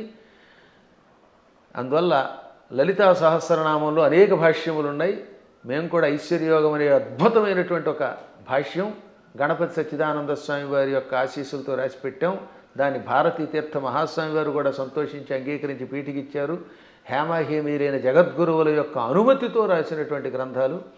ఎప్పుడైనా మీకు అనుమానం ఉంటే ఒక పాఠాంతరమో అనుమానం అనండి తప్ప ఫలానా వాళ్ళ దాంట్లో తప్పు ఉందని తొందరపడి అనకండి. తప్పు అనాలంటే ఆ స్థాయి ఉండాలి, దానికి వివరణ ఇవ్వగలగాలి, అంతే, మూల్యాన్ని చెల్లించాలి. ఇప్పుడు ఏమన్నా అంటే అహంకారం ఉండవు. అహంకారం ఏమీ రాని సన్నాసిగా అహంకారం ఉంటే ఏం మాకెందుకు ఉంటుందమ్మా? దక్షిణాహంకారం ఉండవలసిందే. విశ్వనాథ సత్యనారాయణ గారు ఏమన్నారు తెలుసా? చల్లపిళ్ళ వెంకట శాస్త్రి గారికి నాలాంటి శిష్యుడు ఉండడం ఆయన ఘనత అన్నాడు ఆయన. అదే కదా, అంతే. అప్పుడప్పుడు ఒక్కొక్కసారి భాషా పాండిత్యంలో మేము కూడా అలా అనకపోతే ప్రతి అడ్డమైన వాడు నెత్తి మీద ఎక్కడ మరి. అందువల్ల చిన్నప్పటి నుంచి తిండి తిప్ప మానేసి ఎన్ని శాస్త్రాలు ఎన్ని వ్యాకరణాలు చదువుకున్నాం. 25 శతావధానాలు చేసిన వాడిని ఇంకోటి చూపించండి ప్రస్తుతానికి. మరి ఇన్ని శతావధానాలు చేసిన మమ్మల్నే మీరు నోటికి వచ్చినట్టు ఏదో కామెంట్ పెడితే ఏ అక్షరం ముక్కరా అని మిమ్మల్ని మేమేమనాలి? అవునా? అవును అవును కాబట్టి సందేహం లేకుండా నేను పండితుండి ఎవడేమనుకున్నా. ఇంకోటమ్మా, అనవసరంగా అహంకారం తెచ్చుకోకూడదు. కానీ అహంకారం ఒక్కోసారి ఉండవలసిందే. పద్మాగర్ గారు సొంత డబ్బా కొడుతున్నాడు అనుకుంటే కొట్టుకోమనండి, ఏం పర్వాలేదు. ఎందుకని? మీరు ఉద్యోగానికి వెళ్ళాలి. ఓ చోట మిమ్మల్ని ఉద్యోగానికి రమ్మన్నారు. అప్పుడు అప్లికేషన్ ఏమని చెప్పాలి మీరు? నేను చవటని, ఆత్మస్థుతి చేసుకోకూడదు కనుక అంచేత నేను చవటని, నాకేమీ రాదు, వాక్శుద్ధి లేదు, నా మొహం తగలయ్యా, నేను ఇలా ఉంటాను, నాకు ఉద్యోగం ఉండంటే ఇస్తారా? కానీ అప్పుడు ఏం చేయాలి? ఇప్పుడు ఉదాహరణ నేనే ఉద్యోగానికి అప్లై చేశాను ఒకప్పుడు లెక్చరర్గా. ఇప్పుడు గోల్డ్ మెడలిస్ట్ని, ఎంఏలో ఫస్ట్ క్లాస్ నాది, ఫస్ట్ ర్యాంక్ నాది, నేను ఎంఫిల్ చేశాను, పిహెచ్డి చేశాను, లేకపోతే నెట్ పాస్ అయ్యాను, నాకు ఇంత అవధానాలు చేశాను, పండితుడిని అంటే ఉద్యోగం ఇస్తాడా? నేను నన్ను పొగుడుకోకూడదు కాబట్టి చెప్తానండి, నేను సన్నాసినండి, చవటనండి, నాకేమీ రాదండి, నాకు ఉద్యోగం ఉండండి, ఎవరిస్తాడమ్మా? కాబట్టి ఒక్కోసారి ఆత్మస్తు తప్పదు. ఇలాంటి వాళ్ళకి సమాధానం చెప్పడం కోసం ఇలా మాట్లాడతాం. అలా విత్తప్పుడైతే ఈశ్వర కటాక్షం వల్ల ఇదంతా వచ్చాయి. నేను అలాగే రాసుకున్నాను పద్యంలో, అమ్మా జగన్మాత నిన్ను ఉపాసించి ఇంత గొప్పవాడిని అయ్యాను. అమెరికా వెళ్ళాను, చాలాసార్లు వెళ్ళాను. ఫస్ట్ టైం వెళ్ళినప్పుడు 2006లో 19 ఏళ్ల క్రితం అక్కడ ఓ అద్భుతమైన పద్యం చెప్పాను. ఏమని? ఎక్కడి ఆంధ్రమందు గల ఏలురో, ఎక్కడి ఆంధ్రమందు గల ఏలురో, ఎక్కడి కాలిఫోర్నియా దిక్కును మ్రొక్కులేని పరదేశమునందున నిర్భయముగా ఒక్కడనై చెరించితి, మహోన్నత కీర్తిని గంటి సంపదల్ మిక్కిలి గంటి. ఇదంతా పొగడ్త కింద ఉంది కదా. ఎక్కడి ఏలూరు, ఎక్కడి కాలిఫోర్నియా దిక్కు మొక్కు లేని పరదేశంలో నిర్భయంగా ఒక్కడిని తిరిగాను, కీర్తి పొందాను, సంపదలు పొందాను. కానీ చివరిని ఏమన్నాను తెలుసా? మిక్కిలి కీర్తి గంటిని నీ పద జలేజము భక్తిని గొల్చి అంబిక. అది కొసమెరుపు. ఇదంతా ఎలా వచ్చింది? నీ పాద పద్మములను భక్తితో ఆరాధించటం వల్ల. సంపదల్ మిక్కిలి గంటి నీ పద జలేజము భక్తిని గొల్చి అంబిక అని ఆ సంపదల్లో లకార పొల్లు చివర ఉండడం వల్ల జలేజములో అలుక్ సమాసంలో ఎతి కూడా పడింది దానికి అలాగా. కాబట్టి చిట్ట చివర అమ్మాయి ఇదంతా నీ అనుగ్రహం అంటాం. మేము ఎప్పుడు వినయంగానే ఉంటాం. కానీ ఒక్కొక్కప్పుడు అజ్ఞానికి సమాధానం చెప్పేటప్పుడు అంత గట్టిగా చెప్పాల్సిందే. కాబట్టి విశుక్ర ప్రాణహరణ అనే పాఠాంతరం ఎక్కువ బాగుంటుంది. పాఠాంతరంలో విషంగా ఉండవచ్చు, అది వేరే విషయం ఉంది. ఉన్నప్పటికీ ఇదే. కాబట్టి ఎవరికి ఏది కావాలంటే వాళ్ళ గురు పరంపరను పెట్టి దాన్ని సేకరించెదరుగాక అని మంగళాశాసనం చేస్తూ మరొక్కసారి మీ అందరి దగ్గర సెలవు తీసుకుంటున్నాను. ఈ 2 మాటలు కూడా చెప్పేయండి గురుగారు. ఇంకా ఇప్పుడు ప్రతి ఒక్కరిలో ఉన్న ఒక చిన్న డౌట్ ఏంటంటే, వారాహి అమ్మవారు ఇప్పుడు మీరు చెప్పిన దాన్ని బట్టి పురాణాల నుంచి ఎప్పటి నుంచో ఉన్న విషయమే, కానీ ఇప్పుడు ఈ 3-4 సంవత్సరాల నుంచే కొత్తగా వింటున్నాము ఎక్కువగా. కాబట్టి ఎవరు ఆరాధించకూడదు, గోప్యంగా ఉంచాలి, గుప్త నవరాత్రులు ఇదంతా కూడా మాట్లాడుతున్నారు. అసలు వాస్తవం ఏంటంటే అక్కడ గోప్యంగా ఉంచమని ఎందుకన్నారంటే, ఎవరికి పడితే వాళ్ళకి, అజ్ఞానులకి, నాస్తికులకి, కమర్షియల్గా వాడుకునే వాళ్ళకి చెప్పకూడదు. ఇప్పుడు పెద్ద సమస్య ఏంటంటే, కలియుగంలో ఒక ఆయన కష్టపడి ఉపాసన చేశాడు అనుకోండి, ఇంకెక్కడి నుంచి స్వార్థపరులు బయలుదేరుతున్నారు కొందరు. వాళ్ళు గుడి పెట్టేసి, పీఠం పెట్టేసి ప్రజలు దోచుకుంటారు. మీరు చూస్తూనే ఉన్నారు కదా. చీరల్ని ప్రమోట్ చేసేవాడు, పూజల్ని ప్రమోట్ చేసేవాళ్ళు, బాబో ఎలా తయారయ్యారంటే అలా తయారయ్యారు. అందుకని వద్దనండంలో ధర్మం ఉంది. కానీ అసలు ఉపాసన వద్దండం మనవాళ్ళం వద్దనడానికి. భక్తి కలిగిన ఎవడైనా ఉపాసకుడే. ఎప్పుడూ ఉన్న ఉపాసనలు. కాకపోతే ఉపాసనలు అనేది మీ ఓపికలను బట్టి చెయ్యండి.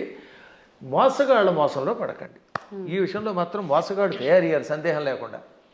ఇంకా అక్కడి నుంచి వారాహి దేవతకి ఒక గుడి కట్టేయడం, అందరినీ నా దగ్గరికి వచ్చేయండి అనడం, దాంతో వచ్చిన వాళ్ళ దగ్గర ఏమో డబ్బులు లాగడం, చీరలు లాగడం, గందరగోళం అయిపోతుందమ్మా. వాళ్ళని దృష్టిలో పెట్టుకు చెప్పారు తప్ప ఉపాసనలు తిట్టట్లేదు అవతల వాళ్ళు కూడా.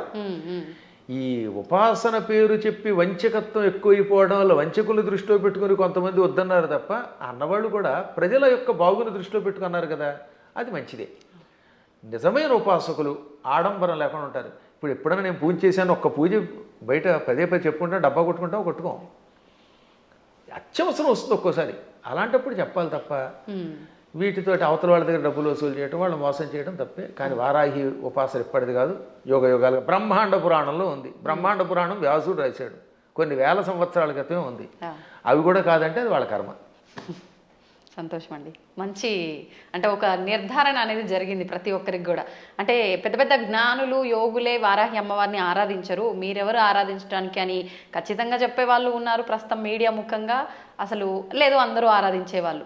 అంత మొత్తానికి జనాలకి ఏమైపోయిందంటే ఒక క్లారిటీ మిస్ అయిపోతుంది.